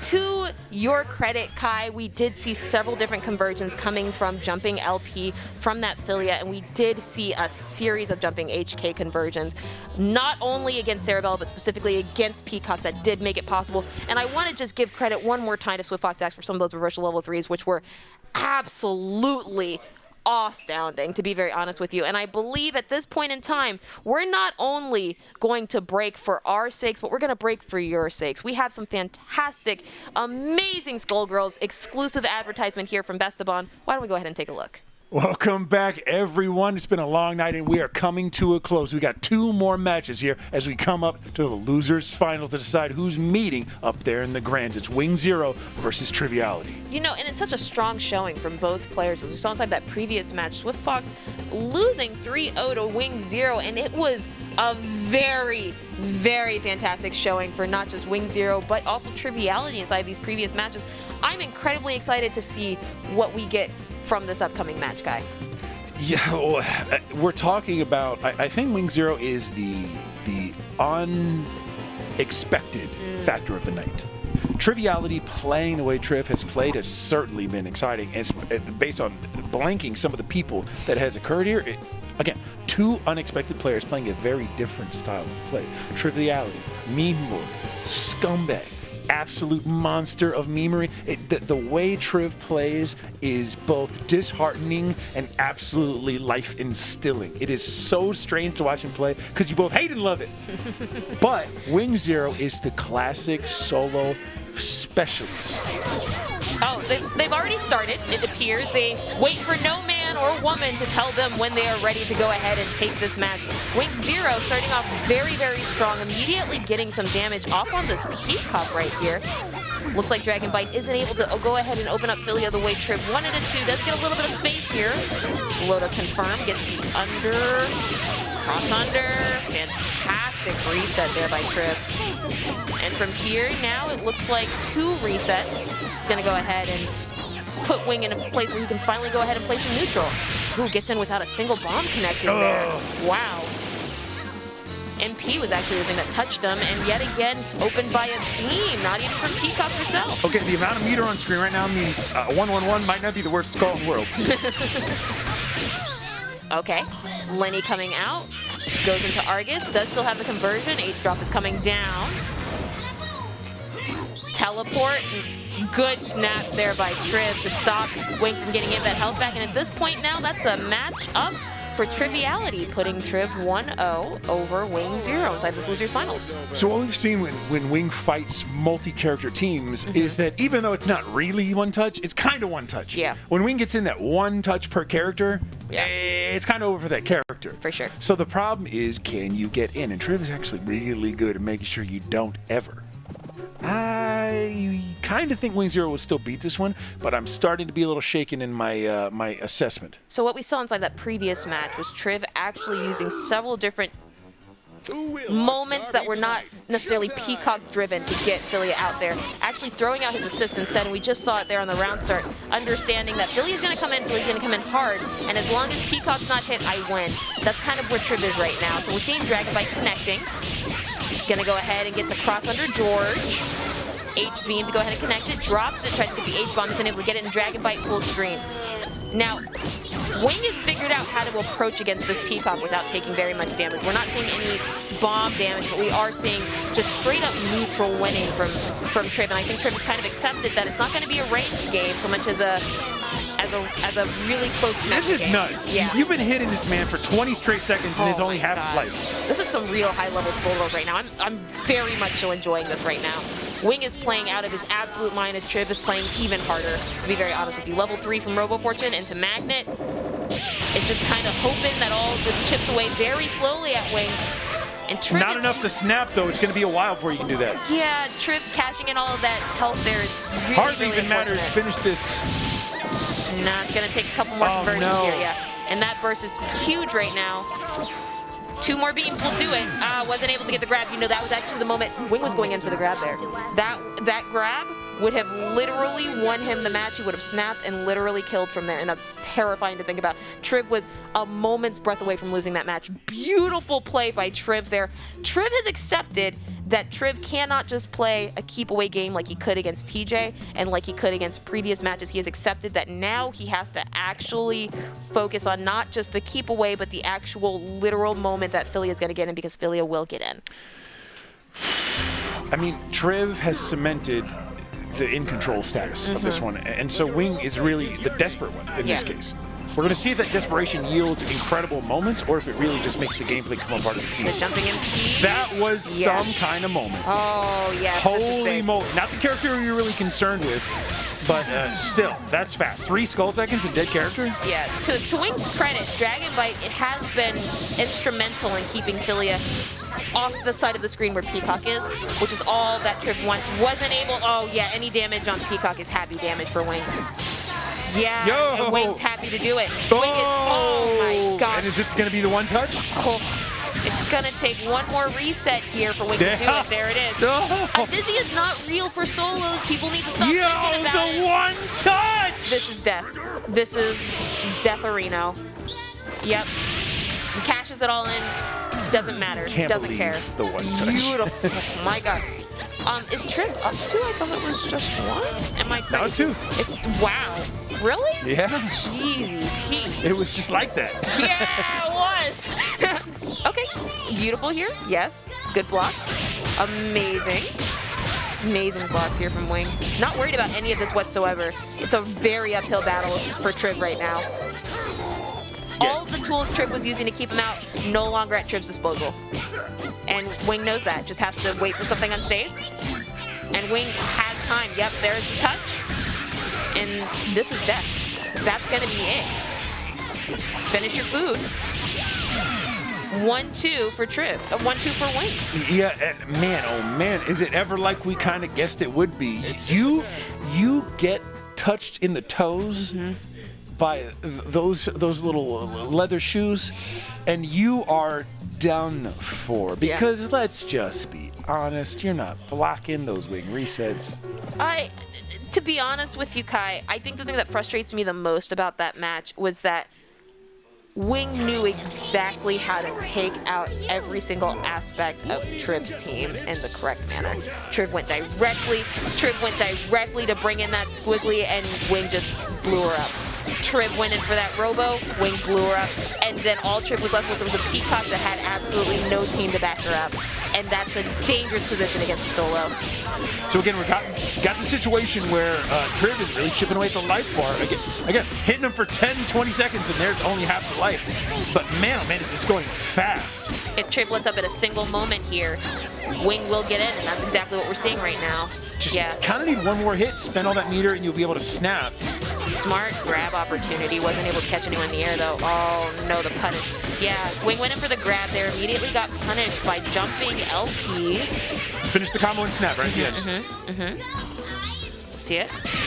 Or just take the damage. No, Triv's happy as long as Philia's on the other side of the screen. Because then Philia's not there. Yes. And that is very possibly it, yeah. This could just be Chip. Oh, unless... Man, beautiful. oh man. Beautiful. That was scary. That was stressful for me. Every single time, I'm like, Triv, you're too close to Wing. Triv, you're too close to Wing. Triv's like, nah, I know what I'm doing. And then barely gets out of that situation. Like, I feel like it's a situation where Triv only goes in close where he knows the trades he wins. And that's the only time he approaches. But some of these matches were just so phenomenal because Wing's approaching was so beautiful. Didn't touch a single bomb. Got hit by not just the MP, but maybe by like a Robo or a Dragon Bite. And situations like that are so rare when you're a solo character, you know? There's an interesting thing, right? When you get to this level of play, if you are better at one thing or another, it's not to say that you're not good at the other thing, but I think there may have actually, strangely enough, been a case where Triv had better knowledge of the interacting situations. I think Triv really did know what was happening more, and I don't want to. I really do not want anyone to think I'm discounting the skill and knowledge of Wing. But Wing is a somewhat intuitive player. For sure. Wing feels the situation. For sure. And has a lot of skill to make that work. But I think Triv just knew more than felt. Yeah, and we saw it on every single interaction where they did actually meet. Triv won those moments because Triv knew what Wing was thinking and was able to go ahead and anticipate it and win, ultimately putting Triviality now on the loser side of Grand Finals versus PME, which, my God, Kai, we're here already? I know, and this is absolutely crazy because Triv has done losers runs in other tournaments, and PME more than has the capability to put this one to bed right now. We're talking about, again, the Ascended Everyman, the people's hero, PME versus the absolute joker that is Triviality. This is going to be an exciting match, and I think I know who is excited. We have people in-house right now that are excited for a Grand Finals. Let's make some noise! There it goes. You don't know how long I've been waiting to do that with a live crowd. That's exciting stuff. Kai, I believe not only are you excited, but our players are ready to go ahead and get started. We've already seen the round start come through. It looks like the players are currently playing right now. We are seeing not only an immensely oppressive Triviality coming through right now, but we're seeing PME match that same energy, getting hit by Dragon Bite. Amazing push block here by PME. Really, really beautiful stuff right now. Just comes in straight, just says, okay, standing MP, why not? Why not? Oh my gosh, is Triv running Annie now? Triv is running Annie instead of Robo-Fortune. You know what? I don't know how I feel about it, but we're gonna see. You know, I don't hate that choice because a lot of Pain Will's kit is going to depend. Oh, good H. Yeah, actually, you know what? Now that I'm seeing the H Knuckles, I 100% agree with that instead of Robo for this team. It's a new classic, as it were, with the keep away game. Look at how far that goes. Look at how long heavy it locks him down. Yeah, it's really, really good, especially for this instead of H beam, which is, you know, not as great. You can just Pain Will go straight over it. Just level 3, why not? Why not? Why you the heck know they're not? in it. You know they're in it. Just go for it. Okay. Yeah, punish in that Lenny. Says I don't care about that. Ooh, anti-airs. Ooh, okay. Tried to be a little bit too flat with that combo, and Misfortune is very small. Okay. Where's the head? Has to respect it. What's going on? Has to respect the head there. God, that move My is so God, that super is so illegal in 48 states. Very shortly, 49. Oh my gosh. Yeah. PME is not in a super hot position right now. No. This is very difficult for anyone to come back from, but PME's making it work. Got the Omnox. Wasn't able to convert off of it. Not able to convert off that either. Well, PME, I can't keep defending you if you don't hit him. Okay, so building up a 3 meter here is going to make a big difference. Can get the kill without any meter right here. Oh All of a sudden, this could just be a one-touch game. Grab. Yeah, good tech. Good tech. Oh. Yes. This was exactly what PME needed, and that tech kept Squiggly inside of the corner. Oh! No! Yes! Wow. I really hope production clipped that because that moment was momentous, and we will be discussing it immediately after this match, Kai. Trust and believe. All right, okay. Let's see if we can dig through the frames and discuss that, because there were several moments that were suboptimal back to back. To be very honest, I'm surprised that PME won that scramble as frequent as he did. There's no surprise that Misfortune is a very strong scramble character, but that many times, Kai. No. That many times. No. See what the round start is. Immediately up back. Does call the assist from Annie. We're just going to put all the characters on the screen at the same time. Why not? See what wins. PME doesn't care if his assist gets hit here as long as he gets damage on that Peacock. And Peacock's totally fine as long as they get damage on this Robo. Blocks the fake cross under. Very nice. Oh, but gets hit in the corner and we're combo down. Nope, drops. Okay. Link locking it down. Okay. Beautiful bombs here. Just trying to chip away at PME's health on Robo-Fortune right now. Oh, yeah. That was pretty big. This is really big right now. Triv is going to be able to kill Robo-Fortune unless Robo-Fortune grabs. Or Misfortune, my apologies. Oh! Wow. Yeah. Fell out of the happy birthday. Got the pillar. And now This could be death if Annie tags in that meter, which why wouldn't she? Because she's greedy. Yeah, because she's greedy. And that's what happens when you're greedy, Kai. Oh, wow. Grab to go through the H crescent. Beautiful here. Yeah. That was actually more godlike than that quite fast moment made it seem. Yeah, for sure. For absolute positive there. Incredibly fast reactions by PME there.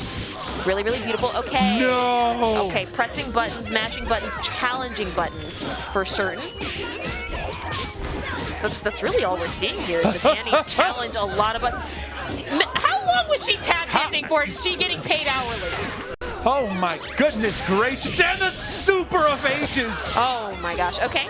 Fell out of that happy birthday.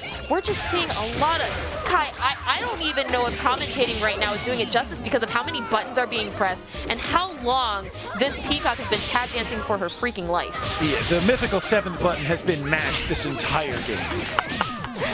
Yeah, and PME is really feeling the effects of it, to be honest. This is probably one of the very first times we're seeing Triv's Squiggly actually come out on the screen, and of course, it's exclusively to secure Triv another spot on Grand Finals here.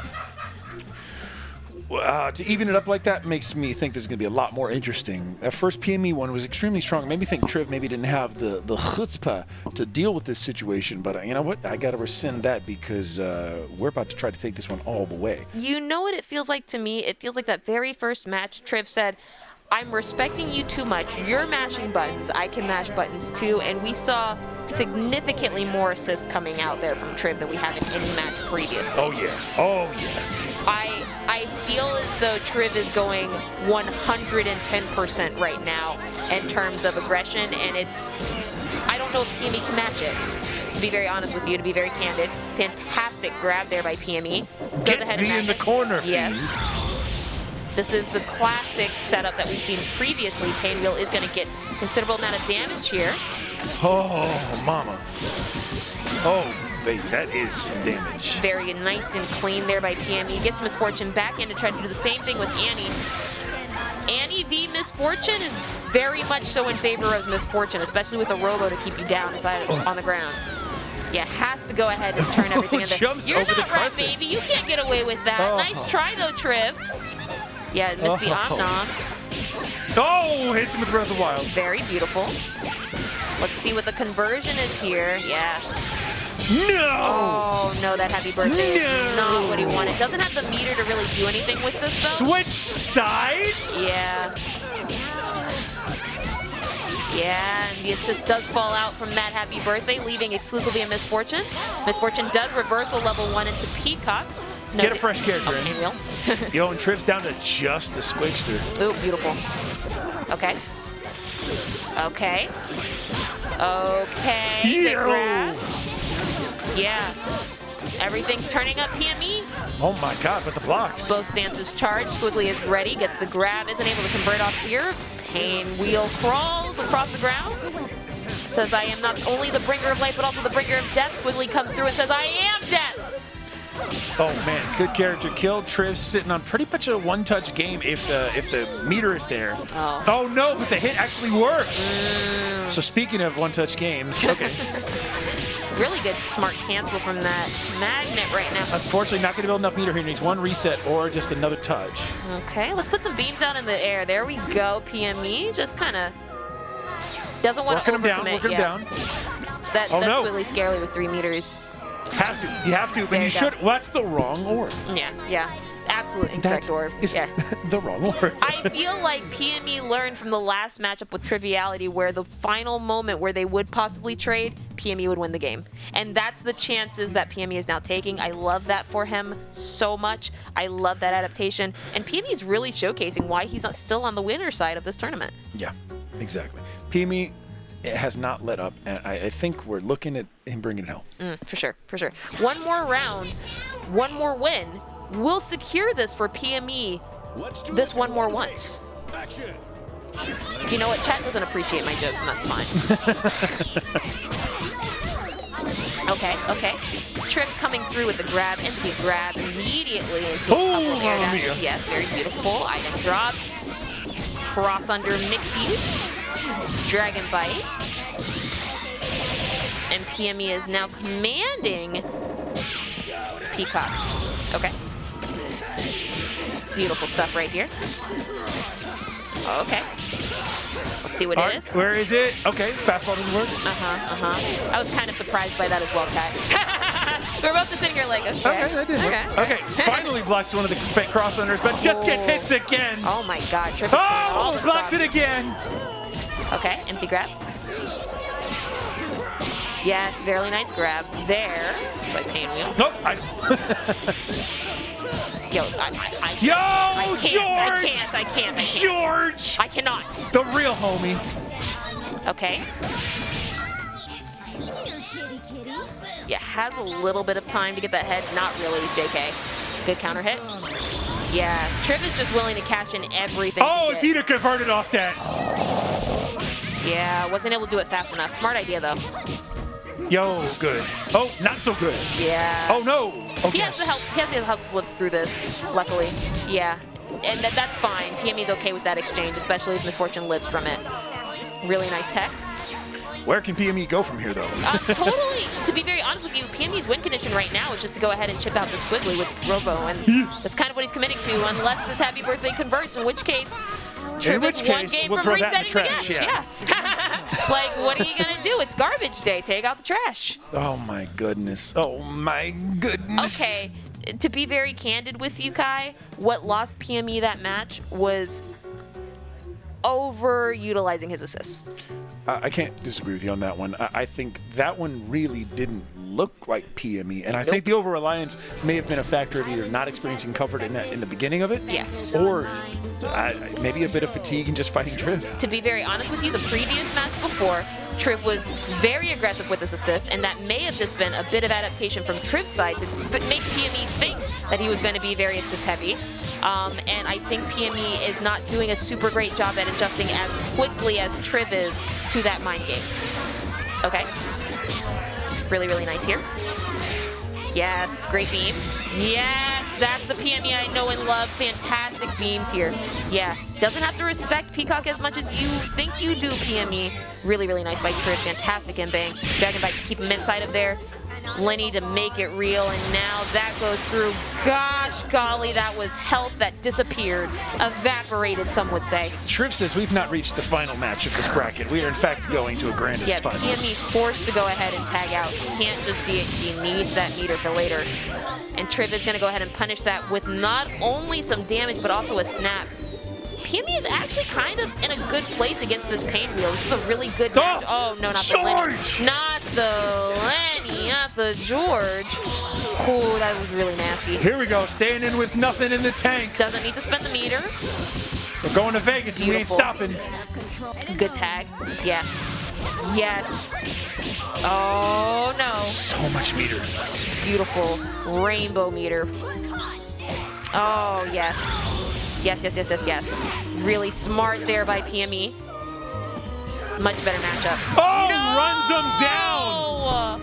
He was charging up prolitedly. Oh, no. So it's all coming down to PME's fortune. Oh, no. Okay. Head is still on, luckily. Good DP. Yes, level 3, why not? You have the meter. Do something with it. Do something with it, though. You can't just come down level 1 no more. You don't got the meter for it. Ooh, got touched low. Triv is going to go ahead and make the most of this. But there it was. Yeah, and Triv can go ahead and kill here off one more reset. Oh, unless we drop it. Yeah. Yes. Yo! Oh, my God. Okay, this is really, really good for PME right now. Yep. Oh. And that is going to be a reset. All right, let's give it up right now. We got a grand finals reset. Triv really worked for that one. You know what? It takes two to tango, and it's not like PME threw it away. Triv earned that. Yes, for sure.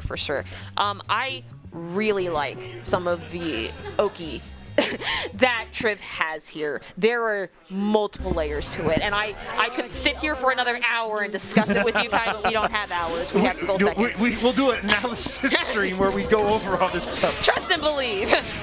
Oh man, so we're back to somebody needs to take 3 rounds to clear this grandest of finals, as we have nowhere else to go. This is it. Everybody's in loser's bracket. For sure. Somebody is going to be a loser and somebody's going to be a winner. Oh my god, fantastic motion here by Triv. This is exactly what we've seen at the round start of the last 2 games, and the very first game from Triv.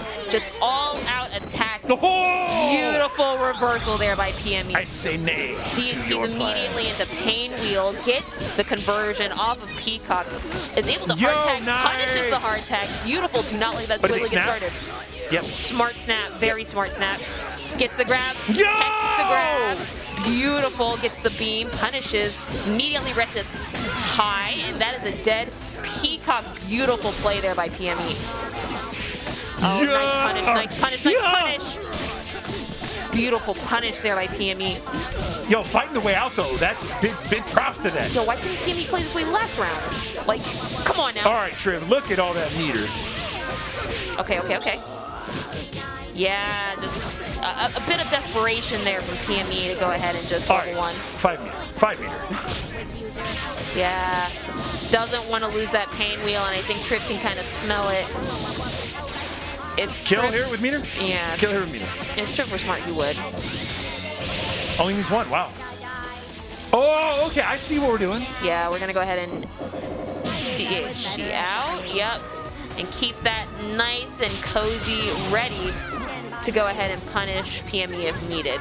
Very smart by Triv to go ahead and do that. And now PME kind of has to play around that level 3 coming out from Robo, while also respecting the Squiggly, which is fully stanced, I believe.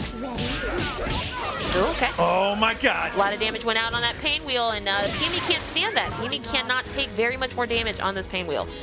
Oh my god. Has to respect this. Robo's beams. Robo is still level 3. PME's just playing very scared right now. Can't overcommit on the Squiggly, obviously, but has quite a bit of meters. Yeah, pain wheel is out, and this is exactly what Triv wants. Yeah, no has punish. to use meter to go ahead and get out of there. Good grab. Yeah. Man, and that was a lot of meter for PME to spend to end up like that. To Basically, be very just honest, all yes. meter gone, and getting hit in the corner. 1 touch is all you need after this. 1 reset. There is the reset.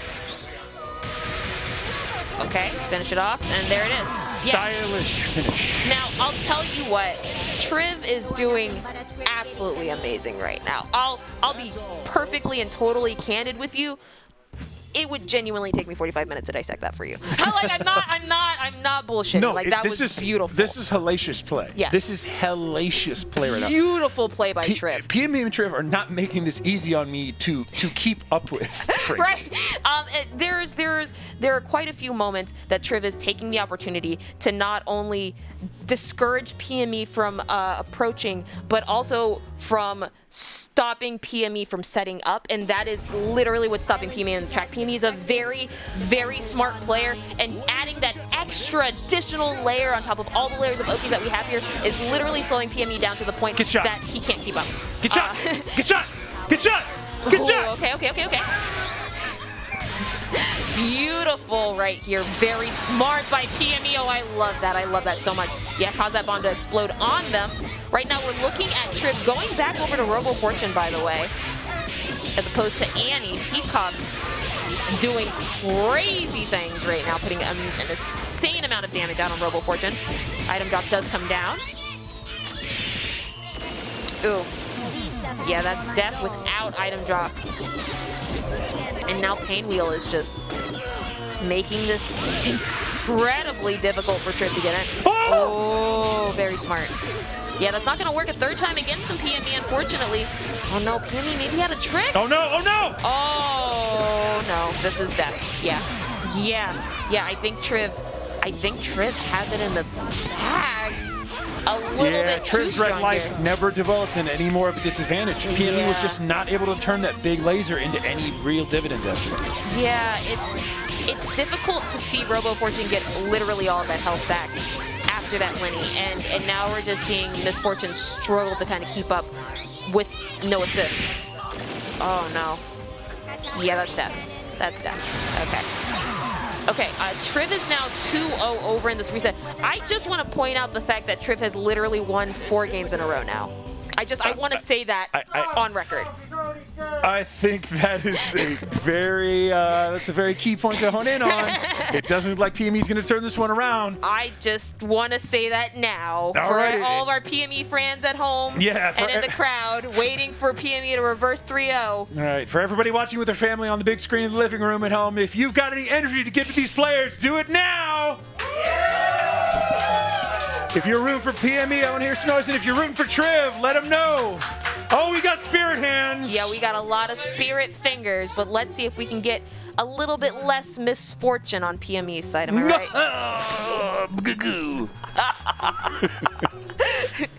All right, moving forward, at this point in time, I really think what PME needs to do, to be very honest with you, is...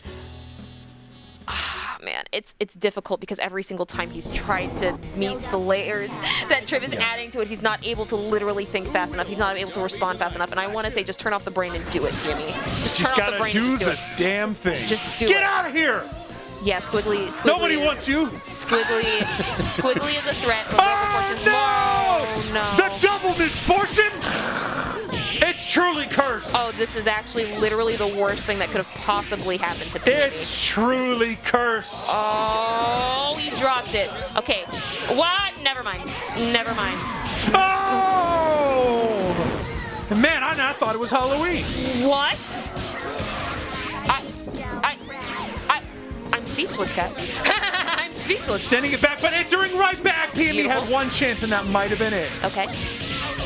Item drop lasting forever. That is, of course, H item. A drop has to respect it. And the Squidster with the overhead, and it comes down to one character. It's just on PME's Pain Wheel. Not looking too hot. That's an overhead. Beautiful there by PME. Oh! Really nice grab. Okay, this could be a character kill, and that would be pretty clutch. Oh, no. Dropped it. Oh, okay. Yeah, isn't able to get the grab, just barely out of reach there. To not finish the character there was truly, I think, PME was broken. Yeah. The man has definitely been broken in half. Yes, the spirit has been shattered. It's unfortunate to see. Oh no, and I think that's gonna go ahead and do it. And Firing Squad says good night. Triviality with the Grand Finals reset. Amazing play from our players today with Triv coming out on top and PME finishing up second place. Kai, can we just take a few moments to dissect some of this play? I'm not going to be able to get into all of it because we don't have time. We obviously have to let these fine, fantastic production team go home. This is true. I think legally. Well, not home, but back into their cages at a very minimum. Yeah, at a minimum. But I want to take a moment to talk about what Triviality did there that actually turned the tides, not only inside of the second match that he played, but also inside of the third. There were significant moments where PME's momentum was going to go ahead and win the match. We see it right here inside the very first one. That scramble situation was amazing for PME. He won with not only a fraction of the health, but also with a majority of meter. And that's a key point. That's a key part of indication. PME was playing very, very clean. We didn't see any assists needed. We didn't see any assist calls that weren't needed. We didn't see any additional moves that didn't literally confirm or have any purpose whatsoever. When it changed inside of the second match, right before PME would have secured Grand Finals, was when Triviality started going bazonkers. And when I say bazonkers, what I mean is Triv was literally calling assists like crazy. Triv literally had absolutely no rhyme and reason to have the assist patterns. The assist patterns that he was actually utilizing inside of that third match, he had not used at any other point inside of the tournament. And you can quote me on that, y'all. I know y'all watching on YouTube. Quote me. Go ahead, go back. I got notes. I will talk to you about it. But before we get into that, I just want to say, for the record, Triv was able to go ahead and interrupt PME's rhythm, specifically at that point in time by calling out assists all willy-nilly, by changing the assist pattern, and essentially by making PME match that energy. PME was not able to go ahead and change it. And to be very honest with you, I think he wasn't able to change that because he did not necessarily have a change of clothes. But if he had gone over to combobreaker.org/merch, he would have been set. He would have been covered. And let me tell you, don't find yourself in this situation. Grab some merch, all right? Check out all the fantastic merch here from One More Once, powered by Combo Breaker. Pre-order it. Get you some licensed shirts, hoodies, posters, and pens. And y'all, don't choke when it matters. Support Skullgirls buy some merch. Triv said, don't ever put me in a situation. All right, so let's give a big hands up in the sky. Thank you so much to the stream team here and all the sponsors that you see below there. So many people's efforts and a hard-fought effort went into making this night possible. It's not just who you see on the screen. There's so many people. It is an incredible thing to see Skullgirls community out in person. Once again, thank you and good night.